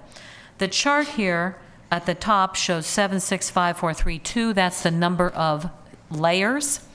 And below that is the span. So, for example, if we look at layer 4 and we look at the very bottom, university-wide, our average is 8.58 individuals in a span of control. That's the way you read that chart. We have been generally looking to ensure that the number in our span is greater than the layer. So if you're in the 4th layer, you would want to have at least greater than 4, and we do that quite well in all aspects. So the conclusion we can take from this is that we are a efficient organization in terms of our the way we're structured. And the next steps for this are really to continue to keep our eyes on this. We have created an online tool which allows departments and colleges to run a spans and layers analysis at any point in time. And this allows us to have ongoing accountability in this area. This is a tool that we should use in our workplace organization and succession planning. An example of where this has been used effectively is in central finance, where they've assessed financing or levels of staffing and have actually made some changes to increase their span of control, eliminating a managerial level. The second thing that we did was a report by an outside consulting. We used Huron Consulting, and we have what we've labeled the Huron Report, which is the findings by Huron Consulting and recommendations to us. This was a benchmarking and diagnostic study covering 4 areas: finance, procurement, human resources, and information technology. And the project goals are on the right side there. I won't read through all of those. If we look at what we did in human resources, we've had some major changes. Some of those have been part of the Huron report, some have not, but I'll just mention them quickly because they really are laying the foundation for broader improvements in the human resource function at the university. We, as part of the ESIP program that Vice President Stedham talked about, are implementing PeopleSoft recruiting solutions, as well as time and labor and absent management tools, which should be helpful to managers. We're restructuring appointment data. We're simplifying benefit plans and processes, simplifying our fringe rate processing, and streamlining our payroll and payroll accounting processes. Another thing that we are doing in human resources that's foundational, we talked about at length yesterday in our committee, was the Job Family Studies Project. We are reviewing about 10,000 civil service and P&A positions, 18 job families, and putting them into a job classification system that better reflects what employees actually do. And then moving to the Huron report recommendations specifically, in the top brown portion is the actual recommendations, and then below that are kind of the sub pieces that we are putting in place to achieve the overall recommendation. So I'll just highlight the top line recommendations, and you can read through the specifics on your own. We're aligning our HR programs and services with our HR strategy. Our strategy is to define, simplify, empower, and deliver to ensure that we are providing quality human resource services to all of our system. In the second page of this is define HR generalist roles and accountability. And I think I skipped one from the previous page, which was evolving service delivery. So we have been looking at each one of our centers of excellence in human resources and improving their delivery. An example of that would be in the job center, where we have reduced the number of steps from the filing of a requisition to actually hiring by at least half, and shortened the timeline by about that same number of days.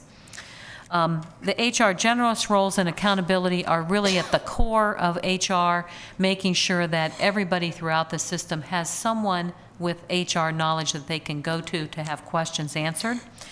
We are formalizing a data integrity program. This goes to the heart of being able to report accurately on the number of employees we have, and what they're doing, salary data, benefits data, et cetera. And the final one is defining and implementing an HR performance metrics. We're really doing this at 2 levels of the organization. One is the human resource function, and then the second level is the Office of Human Resources, determining our own effectiveness and efficiency. And those are the things that we are doing in human resource as a result of the Huron report. Chair Beeson? Vice President Stidham. Thank you. I'll highlight a few of the IT initiatives that were recommended to us as part of the Huron report. I'll dive into a couple of them with some detail. The first one would be the transition to Google applications.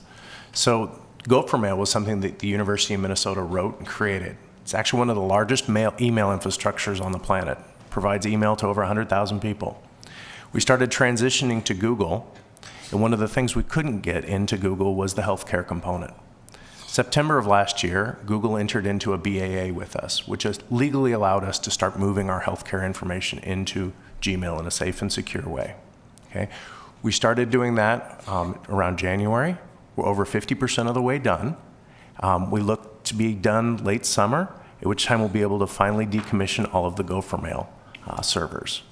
The replacement cost for the Google applications at the University of Minnesota is over $15 million a year. So this is something that we're getting from Google for $0 with a replacement cost of over $15 million a year, and allows us to save all that hardware infrastructure and server operations that we used to have to do. So this is a great example of operational excellence. Next one is a server consolidation. That's been complete since the last time we met. We're a highly distributed IT environment with servers in many colleges and departments. We've centralized the enterprise servers to a central location where they can be better managed and secured. The next one is the help desk consolidation. We're about 50% of the way through that activity. Next one is technology standards.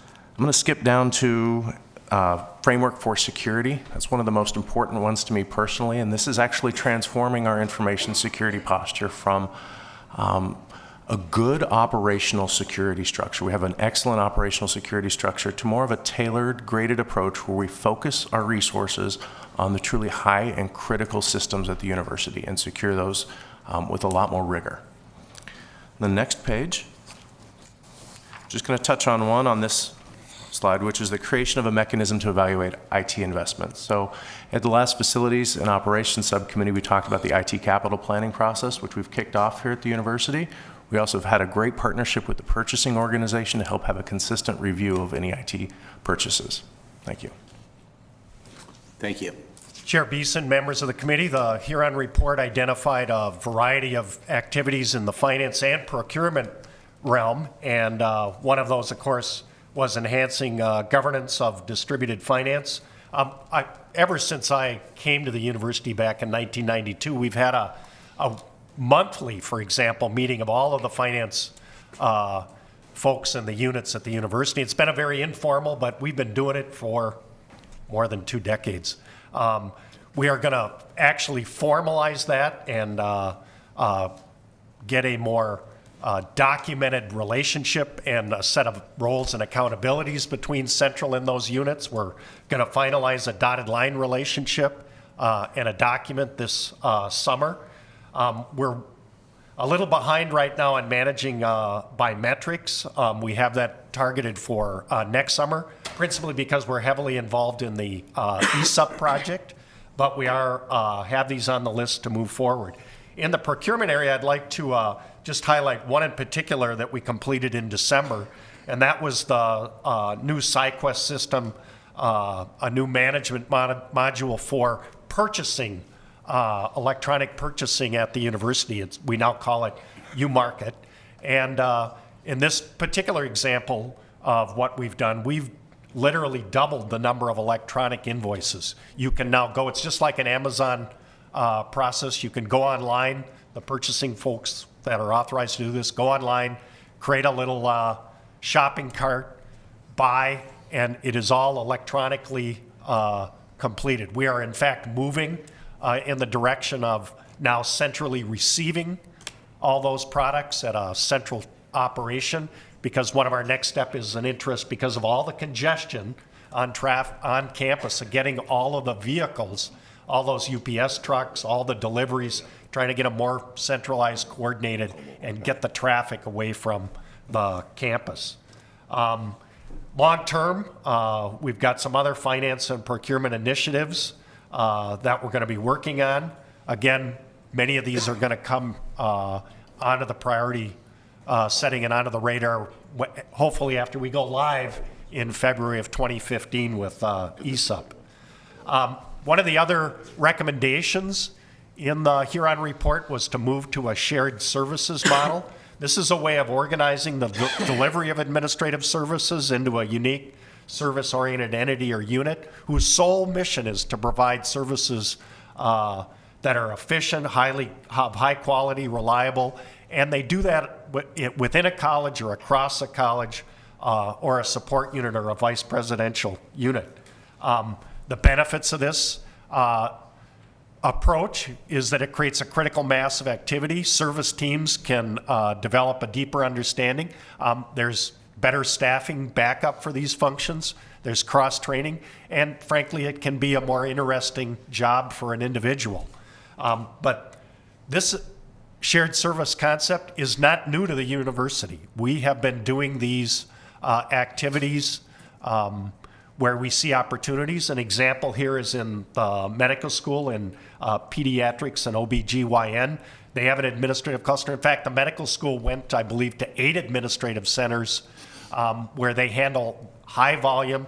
In this particular example in pediatrics, there's 33 headcount individuals. They serve 180 faculty, 136 residents. They help on 335 sponsored projects, and they deal with annual expenses of $115 million. There's a similar example in the provost's office in Central, where there's shared service activity that's been in existence for a number of years.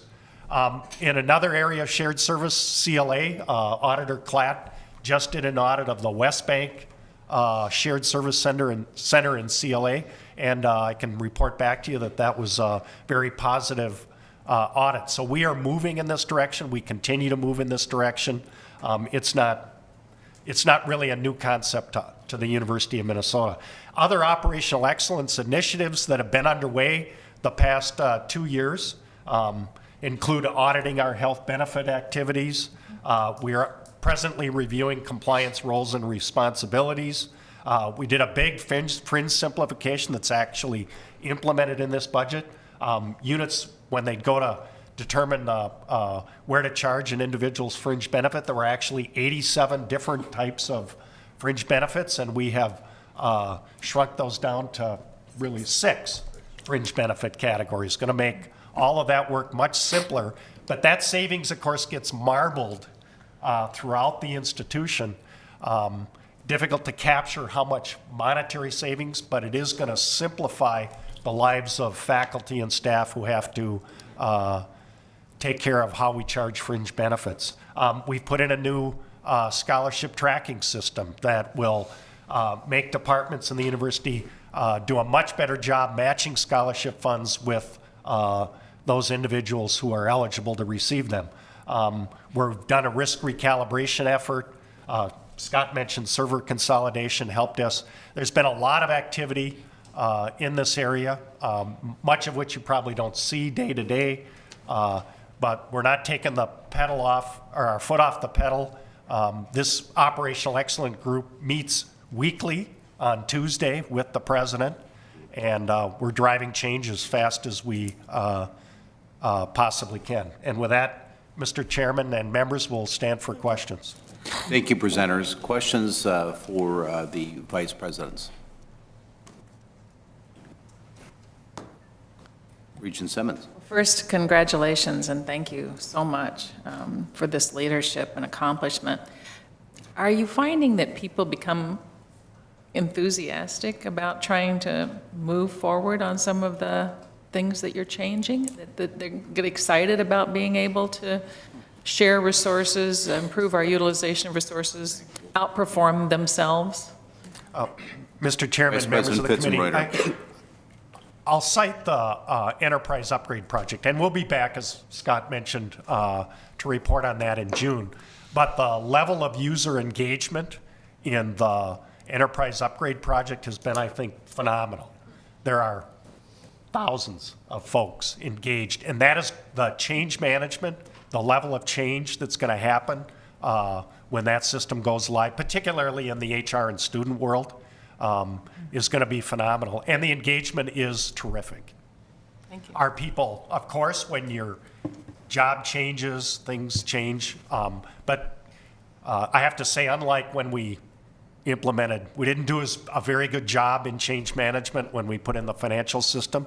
This time, change management is a really big component of this effort. Thank you. Regent Broad? Thank you, Mr. Chairman. You know, I'm wondering, actually, just following up on Regent Simmons' question and comment, where are we at in the culture change relative to operational excellence? I mean, we've always had a culture of excellence here at the university, but a culture of operational excellence is challenging and important in terms of the sustainability of this effort. So I'm kind of curious where we sit with that and how things are going. And as it gets more and more difficult to tackle the things that are not, you know, that are a little deeper and harder to do, whether the culture will be there to help it out.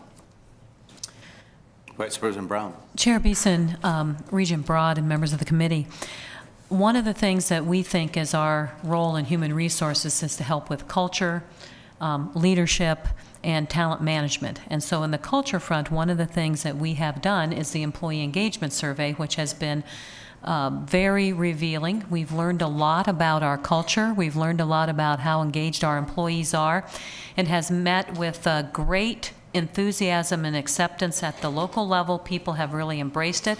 And I think in many ways people have been looking for the right tool or opportunity to talk about some of these issues. So I think that's going very well.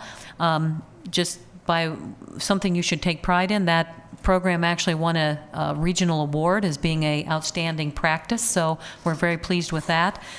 The other thing is, I think, as Fitz said, a lot of people are engaged, and we are trying to engage a lot of people in these discussions and let them talk and bring their ideas forward. We have great faculty and staff here at the university who have a lot of great ideas, and I think our challenge is to tap them and really make use of all the ideas that they bring forward. Most people are saying, gosh, I've been wanting to do this for a long time. I'm glad we finally get the chance to do it. So I think there is great engagement. As Fitz said, there is also great change right now, and that can be unsettling. And so we've been working a lot on the change management aspect of all of these initiatives. Regent Omari. Thank you, Chair Beeson. Congratulations on moving this forward. One of the things that I was shocked about when I first became a regent was finding out the amount of time that researchers had to put in on the back end to move things forward, whether it's a patent or what have you, and the amount of the percent of their time that they were spending there. And so now we can better solve the world's problems with this type of upgrade and operational excellence. I am curious about the impacts that students will feel. And I say that in great recognition of the importance of staff working with students and the amount of work that staff do to make the student experience wonderful, whether it's counseling or just the person at the front desk when you walk into your undergraduate program, so on and so forth. And so as we start to see some of these things implemented and the challenges that might be faced that then impact the students, good or bad, I suppose. Any thoughts on that? Vice President Brown. Chair Beeson, Regent Omari, I think one of the things we're really trying to do is reduce the cost in the back office so we can keep the front-facing support for students that is really quite valuable in the student world. And as this is all part of our kind of cost shifting, prioritizing. Certainly support for students is a high priority, and I think we are continuing to try to find ways to do that. Regent McMillan. Thank you, Chair Beeson.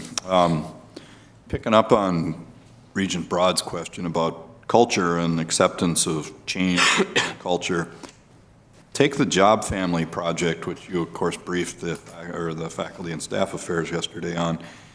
But you're 7 of, 18 into that, and you've got some coming, some big ones, I think. Can you give us a flavor for how much the experience there has driven what you expect to come as you get into some big groups like administrative research and some of that? I mean, I guess what I'm asking, and I think you're going to confirm, but give us a flavor for cultural resistance, if there is any. Those are big efforts to redefine those job families. Is the success you've had across the first 7 going to help inform and move ahead the next 9 or 10 that are coming? Vice President Brown. Chair Beeson, Regent McMillan, yes, we hope so. We have a process where we put out information. We have pre-meetings with faculty or in staff groups. Faculty are not involved, but sometimes faculty have supervisory roles. And we talk with those groups about what is coming, what kind of work they need to do to fill out a description of their job. We have a advisory group that is helping us, so these are people that are working in the area and have a good feel for what's happening on the ground with employees so that they have some sense of what the concerns will be, what will go well, what won't go well. So we have, one might say, endless communications and meetings to try to help people get ready for this. Then we have a process that we go through where we review these things 2 and 3 times to make sure we're getting the best analysis that we can in a situation. And then we have meetings to help inform people of what's happening. And then finally, we have an appeal process so that if someone is unhappy with their outcome, they have a chance to appeal that and get some feedback on why that is the way it is, or possibly maybe we've made an error and we've changed those. So we have a lot of pieces in place in communications and face-to-face meetings with people to try to help this. Having said that, we can't ever do enough of those because this is an individualized process. If it's your job, it's your concern. So we try to get out and talk to as many people as we can. Obviously, with the number we're dealing with, we don't have individual conversations with everybody, but we really are trying to get as many communications out and personal meetings as we possibly can, and helping support people and help them understand what the change means for them, what choices they have if they do have to make choices, and support them through that process. You are correct, though, it's a lot of people, and a job is pretty important to an individual, so there's a lot of change here. Thank you. Regent Allen. First, I want to add my voice to the compliments that have been given out to you folks for the presentations of yesterday and today. I think this has been one of the best meetings we've had. It's evidence that we obviously have a lot of good people doing a lot of good work. That brings me to a question. We often talk on the faculty side about how do we retain our stars and the difficulty of doing that and acquiring them in the first place in a competitive environment. As we talk about spans of control and levels and keeping people motivated and everything, are we paying attention to the job descriptions and the compensation limits that go with those to be sure that we're able to retain and acquire stars in our administrative side? Chair Beeson, Regent Allen, yes.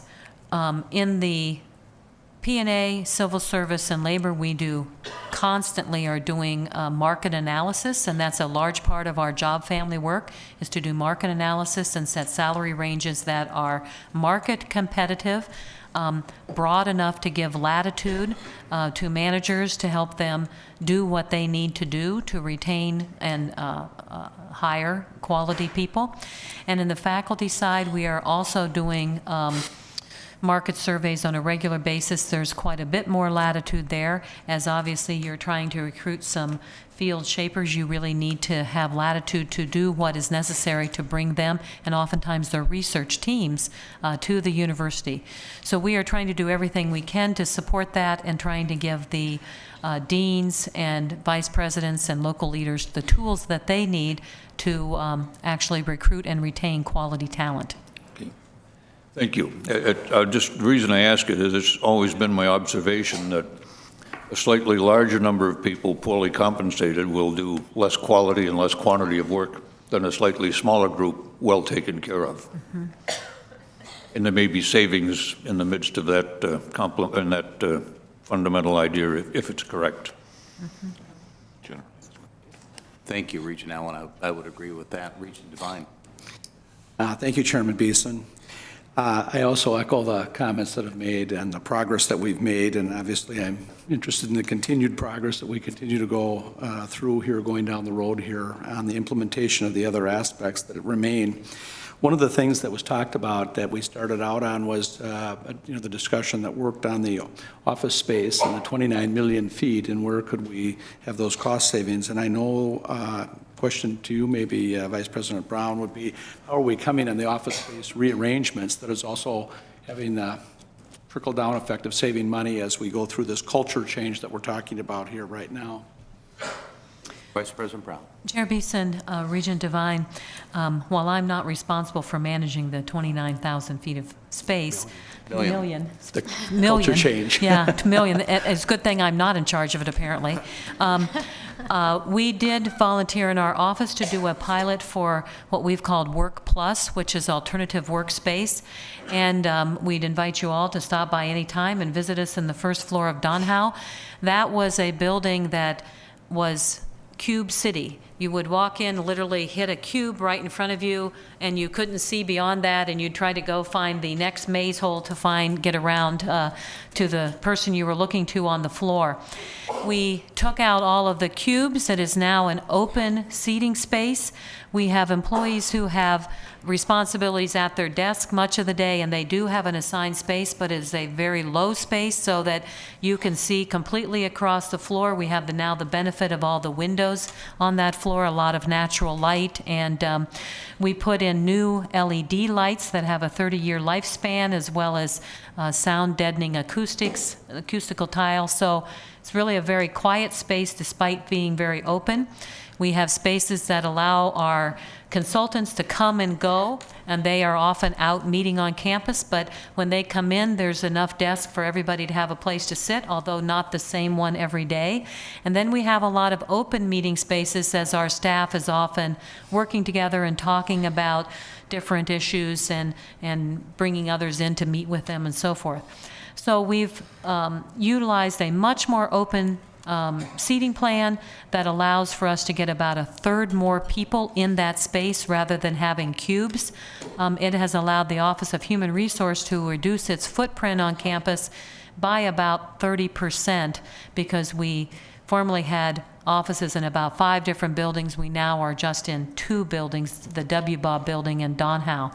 And that's been very efficient. This also was very cost efficient in that it was about $75 per square foot, and that is compared to probably other space on campus would be about 105 square feet and up, depending on the complexity of the space. So it's been a very good project, and I think we're continuing to look at other opportunities to use alternative workspace. Thank you, Vice President Brown. I'm going to draw this part of the meeting to a conclusion. I want to thank President Kaler for beginning this formal process almost immediately on his arrival. And while this is characterized as a project, it's really it is a change in culture. It's a forever process, and the goal is to identify savings that can be reallocated and do its very highest and best use, including academic initiatives and compensation for employees and such. So thank you, presenters. We look forward to your next update. Graduate and professional education is a critical component of advancing research, infusing new energy and ideas into the classroom, and fulfilling the university's outreach and public service mission, as you know. Provost Hanson and Dean Kolstad, good morning. Good morning. Please make your way to the table. We look forward to this discussion. Thank you. Thank you. Thank you, Chair Beeson and members of the committee. When I came to interview for the position at the university in 2011, there was much talk about recent changes in the administrative structure of what had been the graduate school. As noted in your docket materials, plans for restructuring had been announced in 2009, but the actual implementation had taken some additional time. This was the rough picture. The graduate school had essentially become an office of graduate education, a smaller unit within the provost's office. And primary administrative responsibility for and oversight of the quality of individual graduate programs was spun out to the college deans and faculty. I mean, in some sense, it was always with the deans and faculty, but in a formal way, the administrative responsibility was spun out. As with any major change, there were some benefits and there were some challenges connected with the new arrangement. Some had been anticipated and some were unforeseen, I think. Part of the aim was to save administrative costs, which was clearly a laudable aim. But the colleges complained that they, in fact, had to pick up the administrative costs that were now no longer in the graduate school because each now had to staff oversight responsibilities previously centralized in the graduate school. There were persistent complaints that funding for graduate fellowships had been lost in the transition, and departments raised serious concerns about severe constraints on recruiting. I investigated that with the folks in the budget office, and fellowship money was not lost. It did flow to the colleges and schools on the basis of a very reasonable formula. But there were problems with how the allocations and recruiting functions were envisioned by the colleges. And so from the point of view of each department, it was not surprising that they thought some of their resources for recruiting graduate students were lost. There, on the one hand, there was I think, again, a laudable aim of having the decisions about where fellowship should go close to the expertise in the field, and that would be a reason for decentralizing things. On the other hand, there were problems about whether or not schools felt empowered to make what is a necessary step in graduate student recruiting, and that is overcommitment, making more offers than you expect to have accepted, because some of the collegiate units were small enough that they didn't feel they could take that risk. Before, when the funds were in the graduate school, there was kind of a pooling of the risk. So there were complicated issues, and again, things that were good on both sides of the divide. In any case, I listened to the expressions of concern and the sort of had some sense of the things that had gone well. I should say that I have, since I arrived, also heard many concerns from the professional schools about the extent to which campus-wide post-baccalaureate policies fit their circumstances, and about, in particular, the headcount formula for graduate cost pools. Now, there are various categories of post-baccalaureate education that are proposed at various times, and there had been a reliance here on the idea of the so-called first professional degrees being outside of the graduate school, the MD, the JD, the DDS, DVM, and the DPharm. That notion of a first professional degree was something that is kind of a U.S. Department of Higher Education notion, and it was mainly put in place in order to find equivalencies with international degrees, to understand what, coming from an educational system unlike ours, made somebody qualified to enter, a profession here where a different kind of degree would be in place. The first professional degrees were usually thought of as degrees required for entry or practice in a profession. And often they were in these areas where you also had to have licensure to practice. The core idea is that the first professional degree was an advanced degree, again, required for practice, but typically, these kinds of degrees did not require independent research or a dissertation. They required other things, clinical training and so on. In any case, the nomenclature's always been pretty fuzzy, even a few years ago, and it has, in fact, been abandoned at the federal level. At many institutions, the MBA, for example, was cast as a first professional degree, though it isn't one that you have to enter business, and there aren't licensure requirements. So it's been a messy landscape, not just here, but basically throughout the country and in part throughout the world. Now, There were some broad levels of agreement that were evident in the discussions that we've been having for the past couple of years. Graduate and professional education are at the heart of any great research university's reputation, and they're signally important in their contributions to a just, healthy, and innovative society. So I spent a lot of time in my first year trying to understand fully the state of graduate and professional education at the U of M, engaging in discussions with students, faculty, the collegiate deans, the vice provosts, and the president. We then also did a survey of faculty and student views on the current state of graduate education at the university last spring and then last fall. Using those results, the Faculty Consultative Committee, which Sally Kolstad at the time was chairing, and I jointly charged a special committee on graduate education with addressing some of the specific questions that had become most salient through that survey. That special committee was chaired by Scott Lanyon of the College of Biological Sciences, and it submitted its report earlier this semester. We've begun acting on the recommendations of the committee. In fact, some of the recommendations were things that people were already at work on, and we've continued to listen and to welcome suggestions from faculty and others about how to enhance graduate and post-baccalaureate education at the U of M. I've reached the conclusion that it would be advantageous to do some revision of the current administrative structure.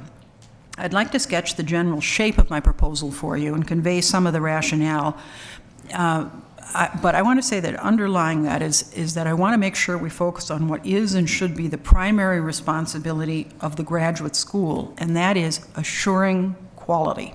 That is the role of a graduate school. As I say, in some sense, what happens in the programs is best decided by the programs because they are where the field is. But the graduate school has a role in holding departments and colleges' feet to the fire and assuring quality, being an independent check on quality. One of the things that was underscored by the committee report, this special committee report, and by all the discussion is that quality graduate and professional education matters enormously to the university and must be a key priority. We have high-quality graduate and professional programs, but maintaining and enhancing that quality requires attention. Sally Kolstad, our acting vice provost and dean of graduate education, has devoted a great deal of effort and attention to this over the past year. She's done a terrific job, and so I've asked her to describe some of her and her colleagues' efforts for you. Dean Goldstead. Chair Beeson, Regents, thank you for this opportunity to talk about quality and evaluation. Historically, the University of Minnesota has a strong record of graduate education since the establishment of something called a graduate school in 1905. The purpose of creating a graduate school was specifically to recognize the distinctiveness of master's and doctoral degrees and to ensure that despite the fact that each discipline formally and sometimes informally measured its peers, the university also wanted to coordinate graduate programs and have oversight. Increasingly through the 20th century, the role of graduate schools has expanded in response to growing capacity, scope, and scale of postgraduate education. During the early 20th century, national organizations formed broad standards, and our university was wisely participant in all of these developments. It was, for example, among the first to join the prominent and self-limiting Association of American Universities. And I think we all agree that the outcome of this activity has been a system of postgraduate, post-baccalaureate education that is respected and draws students from around the world. The historical background is important for understanding how we frame our quality initiatives in the 21st century, always, as Provost Hanson said, with the intention of enhancing the quality of graduate education on our campus. As you can see on the slide, there are a number of mechanisms that we use in order to maintain a constructive tension between, on the one side, accountability, and on the other hand, a self-directed effort for continuous improvement. Of course, accountability begins at the local level, but the oversight and processes and outcomes are essential to ensure that specific aims are being met or worked toward. Continuous improvement is also embedded locally because it relies on engaged and active participation. But often improvement can only be accomplished when those with oversight are also committed to providing advice and resources for that improvement to occur. All of you know this, I know.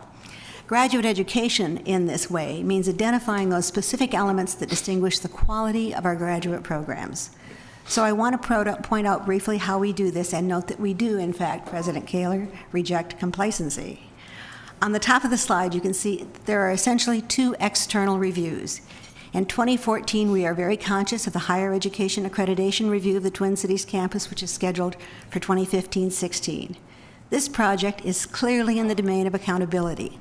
There are national and regional standards about requirements for degree, the quality of faculty, the effectiveness of programs in preparing students for their future.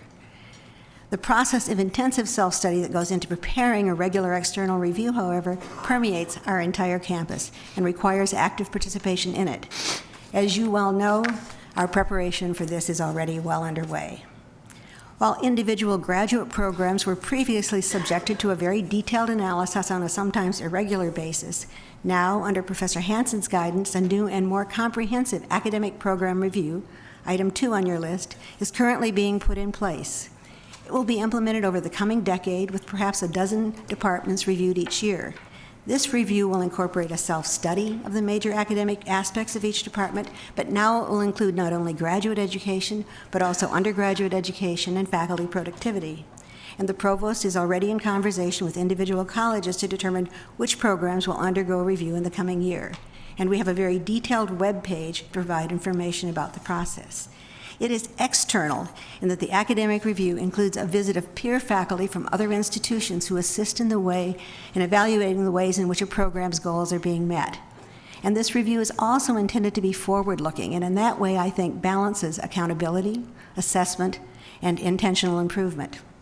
But the University of Minnesota itself, like these accreditation agencies, conducts internal reviews, which also seek to align its evaluation with the allocation of funds. You can see that there are, therefore, 3 kinds of internal reviews for graduate education in place. In 2011 and 2013, the graduate school conducted a quality metrics allocation plan, which had 2 major components. It balances several of the most important data indicators about graduate education with a descriptive and analytical narrative. The graduate school provides quantitative data to each program that includes things like time to degree for doctoral and master's students, attrition rates and patterns, and historical trends over 5 and 10 years. Programs are invited to write a short narrative with comments along the lines of the data, but also with a description of their program's major strengths, relative activities in and beyond the curriculum, and career patterns of recent graduates. We collected materials for over 130 programs. They were then evaluated by a review committee consisting of primarily associate deans of graduate education. Their rating of programs were the basis for grant funds being allocated to colleges for distribution to departments, and this money was to be used only for graduate students. Thus, evaluation closely linked to resource management in the quality metrics plan. And important was also some follow-up. I met personally for an hour with each of the collegiate deans to discuss their programs. After commending them, of course, on the programs that were excellent, we spent considerable time on those programs where the review committee had questions or had quite explicitly noted concerns. In these latter instances, deans often indicated that they were aware of those issues and were in the process of handling them, sometimes through merger or closure, but sometimes through increased support to build them back up. I also took along data from Academic Analytics, an outside firm which collates comparative data on research universities, and we discussed the record of the program faculty in terms of their publications, citations, grants, and awards. This data on faculty typically correlates closely with graduate student productivity and with program status nationally and internationally. Such data reviewed over time can also help us maintain accountability inside and beyond our campus. Starting just over a year ago, the provost worked with the graduate school to form a committee to assess graduate student learning goals. That's the 4th item on your list there. Because, as I mentioned in my report in February, graduate programs are so diverse and have quite individual strengths, even within disciplines across the country, here the review of academic and career goals actually starts at the program level. The committee provided guidelines and identified 6 goals that could be considered by programs as they started their review. As we rolled out this self-study in the fall of 2013, we emphasized the importance of conversation not only among faculty, but also with students as central to the process. The result of 10 pilot programs are now in hand, and we're having conversations with the directors of graduate study across campus to discuss how they too can undertake the assignment this fall. The intention is to have graduate program learning goals and student outcomes in place for all programs next year and well in advance of our accreditation visit. Although the specific goals of each of these programs vary, and some of them had 4 goals, some of them had 9 goals, there was variation, obviously, among the pilots. We began to see some commonality. First, they all say knowledge attainment is the first goal. The second is that learning methods and techniques for advancing knowledge is essential. And third, they talk about communication skills that can translate and transmit knowledge to a variety of others, from peers to the citizens of the country. One other voluntary program I should mention, and you've heard about it before, was the Graduate Review and Improvement Process, the so-called GRIP plan, that was initiated by Henning Schroeder with the Minnesota Evaluation Studies Institute, with a somewhat curious acronym, MESSI, in the College of Education and Human Development. 8 programs volunteered and worked on evaluation last year. Another 8 have engaged in the process this spring. Those that have undertaken it report deep consultation with students has, in several instances, reoriented curriculum and led to additional, often career-related activities.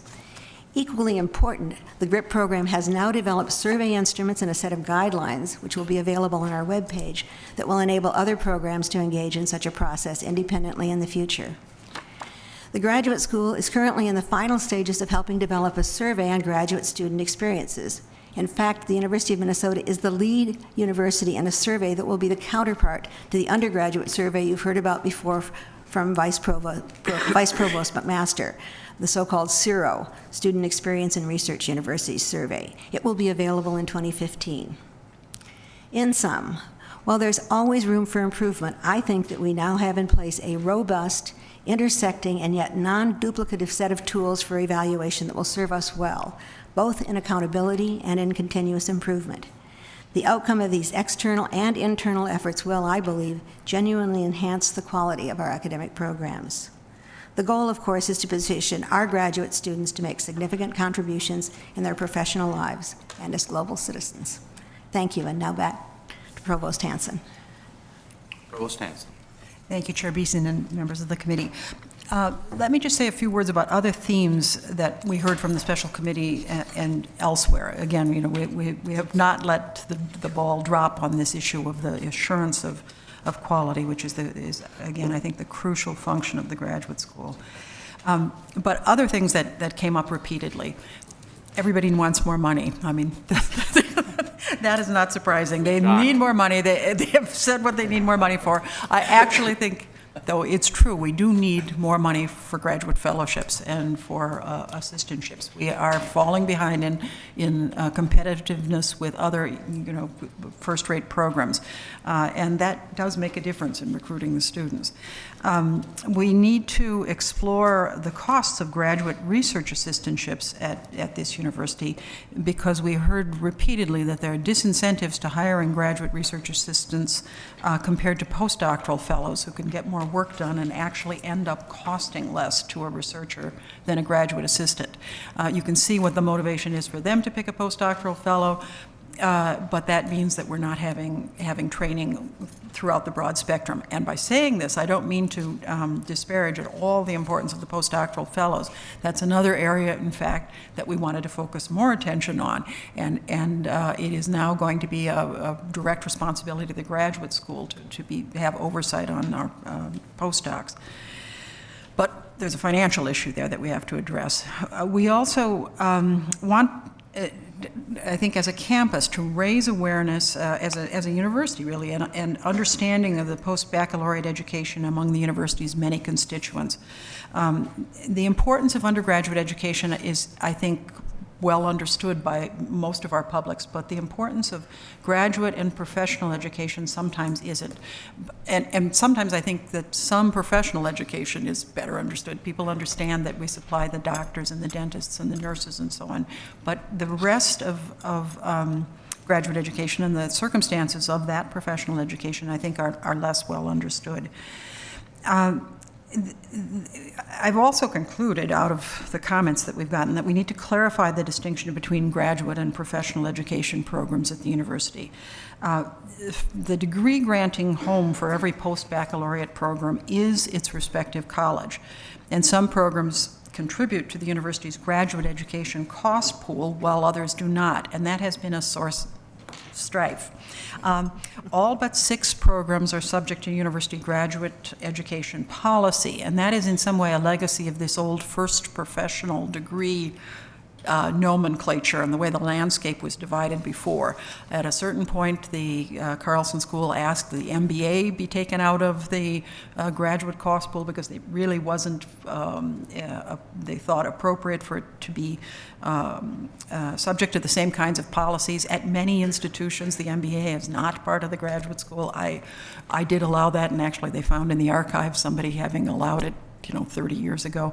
But the point is there was this issue about what should be in the graduate school and what should be out, even though in some sense the degree programs are all in the schools. A lot of this was really a question about the budgeting for the. So we wanted also to reconsider the head count approach to funding central support for post-baccalaureate education. We found, in fact, that schools were in some ways trying to game registrations, movement through various parts of the degree in order to minimize their payments into the headcount cost pool for graduate education, and that was not good either for the programs nor really for running this in a rational way. So, for a variety of these reasons, I'm working on a proposal that makes some adjustments to how we conceptualize and administratively structure our post-baccalaureate programs. Makes clear the distinctions between our research-focused graduate degrees and our professionally based degrees. I've begun to discuss this with the president and the deans, the associate deans, faculty governance groups, and others. So far, there's been a very good reaction, I think, but I wanted to bring this to the board at an early stage to get your reaction. We're going to be working on refining this picture. This is half of the picture, but I think it's in your dockets as a whole sheet. We just thought it couldn't be read that way. We'll be working on this over the summer, and so we wanted to give you an early shot at this. This graphic serves as a tool to convey the general idea with the research degrees on one side and the post-baccalaureate professional degrees on the other. All of them will still be subject to a variety of university policies. They will still have oversight, and there's an account there of roughly how the oversight works. It's a simple graphic, but the key points are those. This distinction between the research-based graduate programs, the PhD, the Master of Science, Master of Arts degrees, and the professionally focused post-baccalaureate degrees, such as a variety of specialized master's degrees, law degrees, MD, other health profession degrees.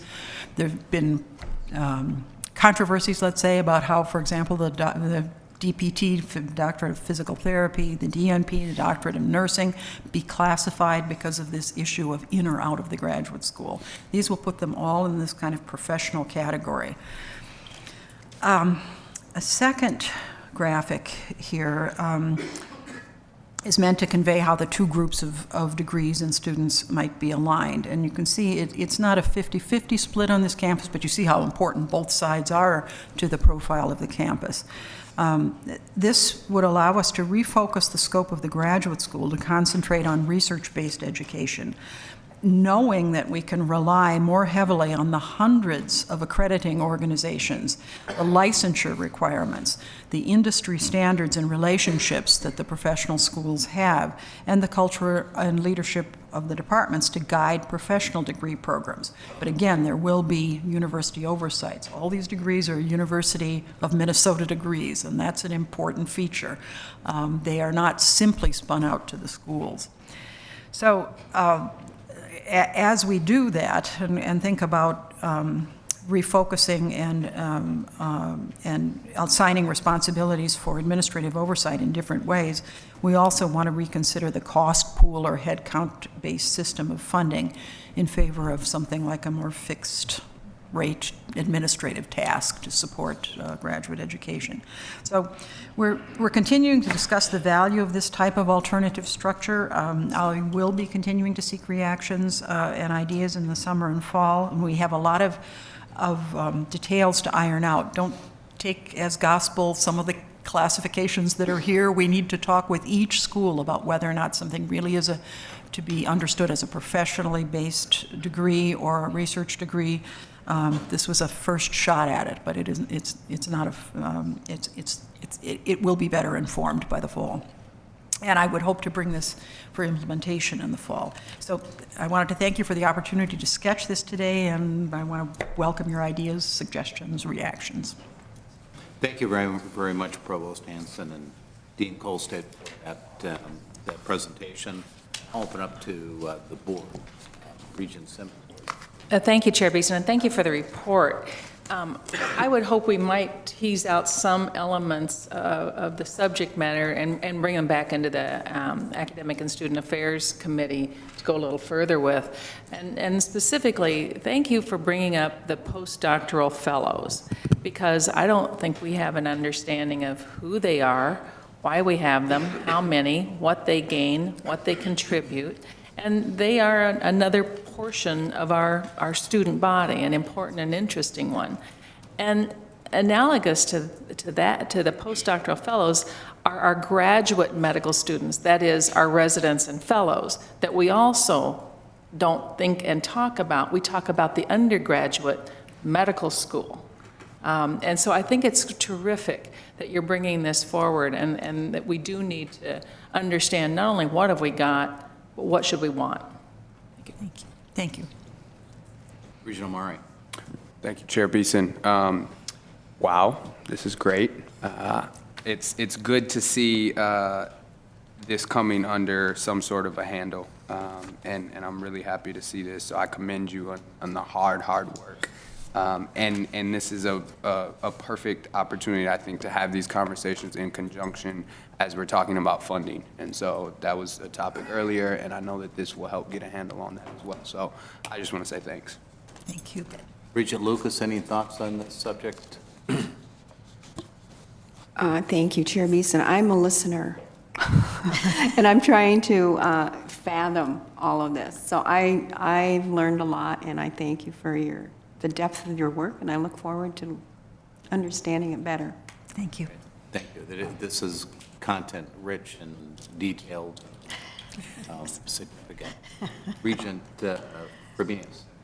I'm also really pleased to see this presentation. I always had this feeling we sort of ignore this, 17,000 students represented by this group of people at the University of Minnesota.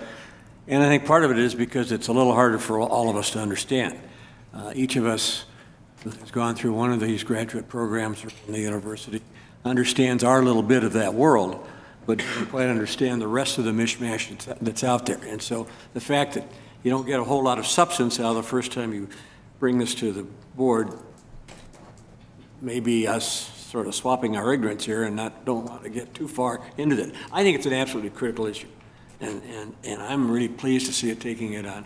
I'm particularly pleased to see the participative discussion point that you outlined as being a part of this process. I know enough of the players in some of these areas to know their first reaction is going to be, what do you mean? You're just going to throw another sort of internal regulatory process on our plate that's going to add more reporting and work requirements and not necessarily be helpful. I hope we can evolve this as you are doing, as you appear to be doing with this very participative approach to accomplishing this, to create something that really adds value to not only the university collectively and to the students enrolled here, but also to the operators of the various programs. And of course, my bias is probably a little more towards the professional groups because that's the one that I'm closest to. But I hope at the end of the day, they too feel that they saw that there's value added by this process. Thank you. Thank you, Regent Cohen. Thanks, Chair Beeson. Well, thank you very much for the report and all the work that stands behind it. And I think it's just essential that we deal with this situation. I think that looking over the past 20 years or maybe so, we have put a lot of emphasis on really a tremendously superb undergraduate experience and the excellence of our undergraduate program, which maybe wasn't in quite such a state like that. So that to me, I feel that we're really, not that we don't have to keep improving it, but that undergraduate education has been a major focus. And now I think the graduate and professional education needs to be a major focus also. So I'll be very interested. I like Regent Simmons' idea of having it come to the ASA committee. I'd be very interested to see what sort of organizational, structural ideas you have for the graduate school. Thank you. Regent Allen. Help me understand a little bit the numbers of postdocs. My question is, do we have just enough of them so that if they turn out to be really good, we hope to retain them all here? Or do we have so many of them that one of our goals has to be, how do we help them move on to the next phase of their life, even if it's somewhere else? Chair Beeson and Regent Allen, I don't think we intend to keep them all here. Sally's office has taken responsibility now for the postdoc office. Do you want to give the numbers? I think it's in general not the aim, though, to keep them all here. We have roughly 600, slightly over 600 postdocs that are on campus. Many of them are in the medical field, but they really range across the campus, even into some of the social sciences. And in fact, we have now tried to figure out ways to be more inclusive because it has tended to be dominated by the group that works together most closely in the medical school, frankly. So we're working to do things with them. I think there are some postdocs who will stay. There's no question that that's true. But in general, I think the idea of the postdoc is maybe what Regent Simmons was commenting on, and that is it's really part of an educational continuum that many people come, they get their postdoc, and that equips them better to go into an academic position. That may equip them better to go into industry. And in fact, we have a very interesting program in the CIC right now that we're working on, which is trying to use that pipeline to identify underrepresented people who are in the postdoc pool who could then be encouraged to go into the academic pool so that we have more underrepresented people in academia. So I see it as part of a continuum, but the continuum could end up with someone here as well. My question was really one of metrics, and you answered it. One of our metrics then of success will be how fast do we lose them to good positions for the next step in their life. Briefly, Provost Yes. Hanson, we're going to wrap this whole conclusion Thank you. discussion then. Thank you, Chair Beeson and Regent Allen. It is very important to emphasize that the kind of terms and expectations vary from field to field. There are even things that one calls postdocs in liberal arts departments, and there is no expectation that they'll be staying on. It really it depends upon the field. Thank you. Thank you, presenters, and we'll hear back probably fall then next. Let's go to the committee reports now. I'll ask Regent Broad to give a report of the audit committee. Thank you, Mr. Chairman. I'm going to try to find it on my pad. I forgot it's on. The audit committee heard a presentation on the external audit plan from Kirsten Vosen and Judy Dockendork of Deloitte & Touche, internal auditor Gail Cladden and Associate Vice President Michael Volna indicated that the committee indicated to our committee that they have a positive working relationship with Deloitte and feel that Deloitte has produced sound audit work and process. Our contract with Deloitte & Touche gives us the option to extend our relationship, and the university is moving forward with negotiations to do just that. The committee also received information from Vice President Volna on our other external auditor relationships and services provided in the auditing of distinct units within the university. And this includes the audit of departments of concerts and lectures, the Weissman, our enterprise asset management system, as well as others. The committee also heard the final operational risk assessment profile. You may recall that the audit committee's work plan was structured around a series of discussions of risks associated with each of the major operational components of the university. And yesterday, we heard the academic risk profile presented by Provost Karen Hansen. While the academic risk profile is impacted greatly by the other areas, Provost Hansen did identify specific areas of concern for her office, including the erosion of federal and state support for higher education funding and the erosion of public support for research, specifically at the national level. And in June, the Audit Committee will hear an update of the research risk assessment from our new Vice President for Research, Brian Herman. There was a risk assessment done, and now Vice President Herman will be weighing in on that risk assessment to finalize it. From there, the administration and the Operational Excellence Leadership Group will develop an institutional risk assessment profile. And over the summer, the Audit Committee will develop and continue to work to develop a governance profile that will be formally reviewed in September. And as you know, these risk profiles are a very good tool for us to not just have, but to utilize, and I'm very excited about that, as is the rest of the Audit Committee. Mr. Chairman, there were no action items. Thank you, Regent Broad. Next report on the Facilities and Operations Committee, Regent Allen. Thank you, Mr. Chair. We had two action items. First, a capital budget amendment for the Williams Arena roof replacement. The project will replace the 119,000 square foot roofing system that is now 66 years old and, surprise, surprise, is failing. It would not be wise to repair it. It needs replacement. Repair would not keep out the moisture problems we're having. 50% of the project will be funded by the Intercollegiate Athletic Program and another 50% by a combination of repair and replacement funds and university debt. I move approval of the capital budget amendment. Second. There is a motion and second. Is there any discussion on this motion? Not hearing any. All those in favor say aye. Aye. Opposed, same. Motion carries. Secondly, we reviewed the schematic plans for the same roof, looked at them in detail, and on behalf of the committee, I move approval of the schematic plans for the Williams Arena roof replacement. Second. There is a motion and a second. Is there any discussion on schematic plan approval? Not hearing any. All those in favor say aye. Aye. Aye. Against? We had three discussion items. The first, Passes. oh, Regent Allen. I'm sorry. We had three discussion items. First of all, the project components of the President's 2015 capital improvement budget. We went into it in more detail than we did in the meeting today, but I certainly, in my review, cannot go into it even as detailed as we did today, so I think that's been covered. Second information item, providing a memorable student experience.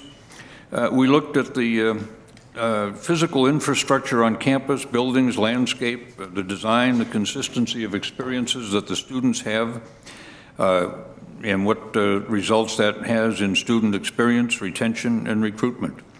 We had a long series of conversations about university services, strategic planning, and we will hear more about that. Finally, we had a large discussion on transportation planning and operations, including all of the different modes of transportation that we use on this campus, and found we are significantly ahead of the general population in less environmental unfriendly ways. We use more bikes, we use hour-by-hour cars and what have you, but we also spent quite a bit of time talking about the light rail.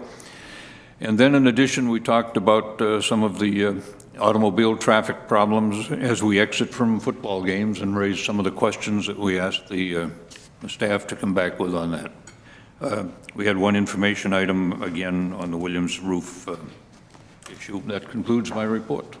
We appreciate that, Regent Allen. Next for Regent Fabinius, report of the faculty and Thank you, Chair. Affairs Committee. Thank you, Chair Beeson. We have several items, action items for the board. First, under policy on death benefits, the committee unanimously recommends repeal of the Board of Regents' outdated policy, death benefits. Adopted in 1945, provided for the payment of 1 month's salary for certain faculty and staff who die while employed by the university. This benefit was essentially replaced by the university's life insurance benefit. Over time has been negotiated out of all but one labor contract. Basically, the policy causes more problems than it does help recipients in other vehicles. I move repeal of the policy. There is a second by Regent Broad. Any discussion? Not hearing any. All those in favor say aye. Aye. Aye. Against, same. Motion carries. Fabinius. The committee unanimously recommends approval of the promotion and tenure recommendations for regular faculty candidates as presented by the senior academic officers of the University of Minnesota. I move approval of the promotion and tenure recommendations. Second. Second, Regent Omari. Is there any discussion? Would all those in favor say aye? Aye. Against? Motion carries. The committee unanimously recommends approval of the promotion recommendations for contract faculty as presented by the senior academic officers of the University of Minnesota. I move approval of the promotion recommendations for contract faculty. There is a second. Is there any discussion on this motion? Not hearing any. With all those in favor say aye. Aye. Against? Motion carries. Regent Frobenius. The committee unanimously recommends approval of the tenure and appointment recommendations for candidates hired from outside the university, as presented by the senior academic officers of the University of Minnesota. I move approval of the tenure and appointment recommendations for outside hires. Motion and second. Any discussion? Not hearing any. All those in favor say aye. Aye. Against? Motion carries. The committee unanimously recommends approval of the annual continuous appointment and promotion recommendations for academic professionals as presented by the senior academic officers of the University of Minnesota. I move approval of the annual continuous appointment and promotion recommendations. Second. There is a motion and second on the floor. Is there any discussion? All those in favor say aye. Aye. Aye. And against? Not, and motion carries unanimously. Thank you. The committee unanimously recommends approval of the collective bargaining agreement between the university and, thank you, and Minnesota Public Employees Association Unit Number 1. This unit includes about 55 police officers and sergeants. The contract includes a 1.5% salary range adjustment for 2014 and 2.5% for 2015. I move approval of the bargaining agreement. Is there a second? Second. Any discussion? Not hearing it. With all those in favor say aye. Aye. Against? Motion carries. As part of the promotion and tenure agenda, the committee also heard from 5 newly tenured or promoted professors. These engaged, passionate researchers and educators really help personalize the promotion and tenure process and its values to the university, and its values to the individuals, as well as its accountabilities and responsibilities. It was great to hear the impressions about the tenure process here at the U. Committee also received a brief update on the job classification redesign project, commonly referred to as the Job Family Study. This critical and major project is about creating a clear, transparent classification system with obvious career paths and salary structures. You heard more about that in Vice President Brown's comments today. Just over half of the job families and a third of the total positions have been completed. The project will be completed in early 2015. Mr. Chair, that concludes my report. Thank you, Regent Frobenius. Report of the Finance Committee, Regent McMillan. Thank you, Chair Beeson. We have 2 action items, several discussion items, and a couple information items that we covered when we met yesterday. The first action item relates to our board policy for the endowment fund, and we discussed this back in March, and the committee is actively or unanimously recommending approval of the following addition of language and evaluation of investments related to sustainability and renewable energy. So that evaluation would be incorporated into Stuart Mason's annual report. And after discussion at our last meeting and again yesterday and at the Investment Advisory Committee, we recommend approval of that addition to the policy. There's a motion by Regent McMillan and now a second for approval of that resolution. With any discussion? Regent Broad. Mr. Chairman, and I think that obviously this issue is multifaceted and multi-sided, and if this were a mandate, I would be very concerned. It's a report and a advisory language, and so I do support it. Thank you, Regent Broad. Is there any other discussion? Would all those in favor say aye? Aye. Aye. Opposed, same. Motion carries. Regent McMillan. And then the other action item is the consent report, and the committee unanimously recommends approval of the consent report, which includes purchase of goods and services over $1 million and the purchase of financial advisory services, and I move adoption of the consent report. Second. There's a motion second on the consent report. Any discussion? Not hearing any. Would all those in favor say aye? Aye. Against, same. Motion carries. The 2 discussion items don't need any more coverage from me. We discussed the annual capital improvement budget, which you heard about today, which will be further informed with legislative action, hopefully positively informed, and then the annual operating budget. And those 2 items consumed the majority of our time. The only additional discussion topic that I'd add to what we heard today is that the committee did discuss aid strategies as aid changes and tuition changes, that it's important that we as a board consider how all those things work in concert along with our tuition policy. Otherwise, we covered everything else here today, and those will be back for committee and board action next month. Information items, a quarterly investment advisory committee report, a debt management advisory committee update, and then a quarterly purchasing report from Vice President Fitzenreuter's group. And that concludes my report. Thank you, Regent McMillan. The report of the Academic and Student Affairs Committee, Regent Patricia Simmons. Thank you, Chair Beeson. For some action, the committee unanimously recommends approval of the consent report, which has new programs, program additions, program deletions, discontinuations, and program changes. I move approval. Second. The motion and second on that resolution. Any discussion? Not hearing any. All those in favor say aye. Aye. Against, same. Motion carries. Thank you. The committee was informed on the important topic of accreditation. The Twin Cities, Rochester, and Crookston campuses are all scheduled for review in the 2015-16 timeframe. We discussed the accreditation oversight responsibilities of this board and heard from Rochester Chancellor Lemkool on the decision for University of Minnesota Rochester to remain under the umbrella of the Twin Cities for accreditation purposes. We are confident in the process that it's not only a good process, but will actually add value to our efforts to ensure educational quality and accountability. The board will be hearing more and will be engaging in the process, so more to come on that. The committee enthusiastically received a rich report on undergraduate transfer students. And perhaps, like those of us who are on the committee, you may be surprised to learn that system-wide, over a third of new undergrads this year were transfer students, and that's not an atypical experience. Most of the biggest chunk of them, about 40%, come from MnSCU, about 8% from transfer within the University of Minnesota system, and then a variety of other sources. Our transfer students are important in the life of the university, and they bring a wellspring of diversity to the campuses. They are more likely than incoming freshmen to be international, to be first generation, and to be older than 25. They do well academically here, but they report lower satisfaction with their experience.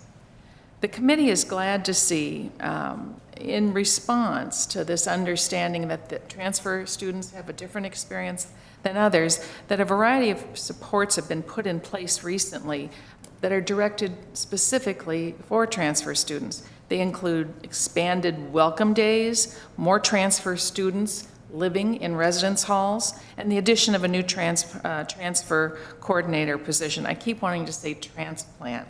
I try not to confer that on them. In spite of the robust data provided by Vice Provost McMaster and some of the most welcome data ever, we're only really able to scratch the surface on the impact of transfer students on the university system and our impact on them. So we will be eager to engage more on this topic. We're not ready yet to understand things well enough to know what we should want. Should we want more? Should we want fewer? Should we want different? Should we have different expectations? So we're excited about continuing to pursue this and very much appreciate what the administration brought forward. That concludes my report. Thank you, Regent Simmons.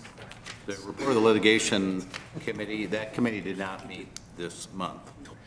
Last and not least, the report of the Special Committee on Academic Medicine, Regent Cohen.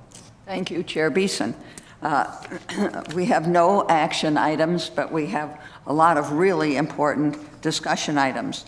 This was the first time that our new Vice President for Academic, Vice President of the Academic Health Center and Dean of the Medical School came before the committee, Dr. Brooks Jackson, and among others who were there. It was a very informative discussion and report. The committee received an overview of academic health center research, this time how health research is funded, the changing nature of that research, our national rankings and peers, and areas of potential future investment and strategic action.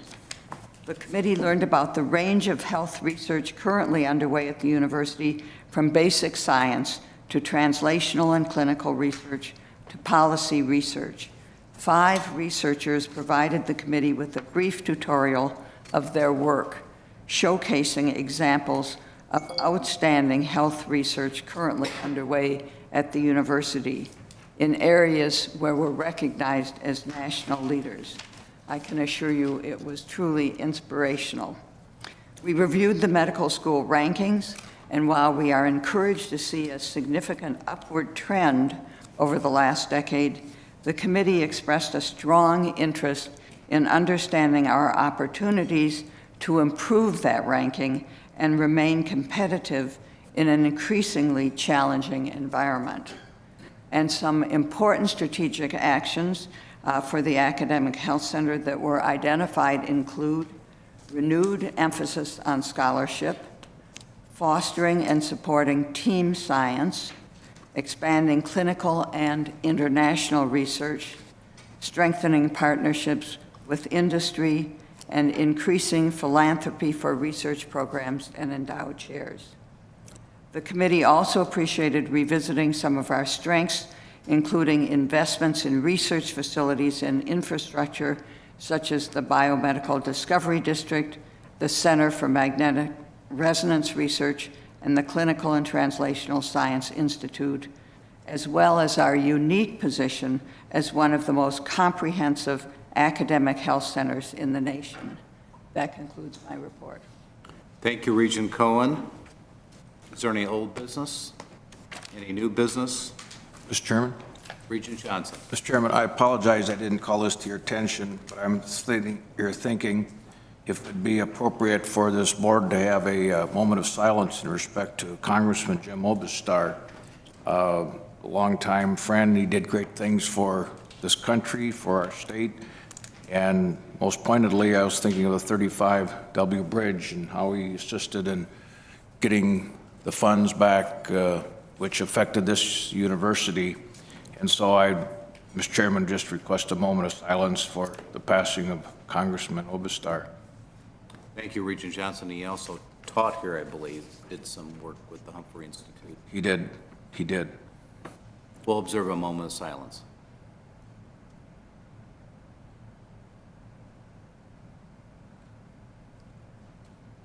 Thank you for your consideration. Thank you, everyone. The meeting of the Board of Regents is adjourned, and we will reopen at 12:30.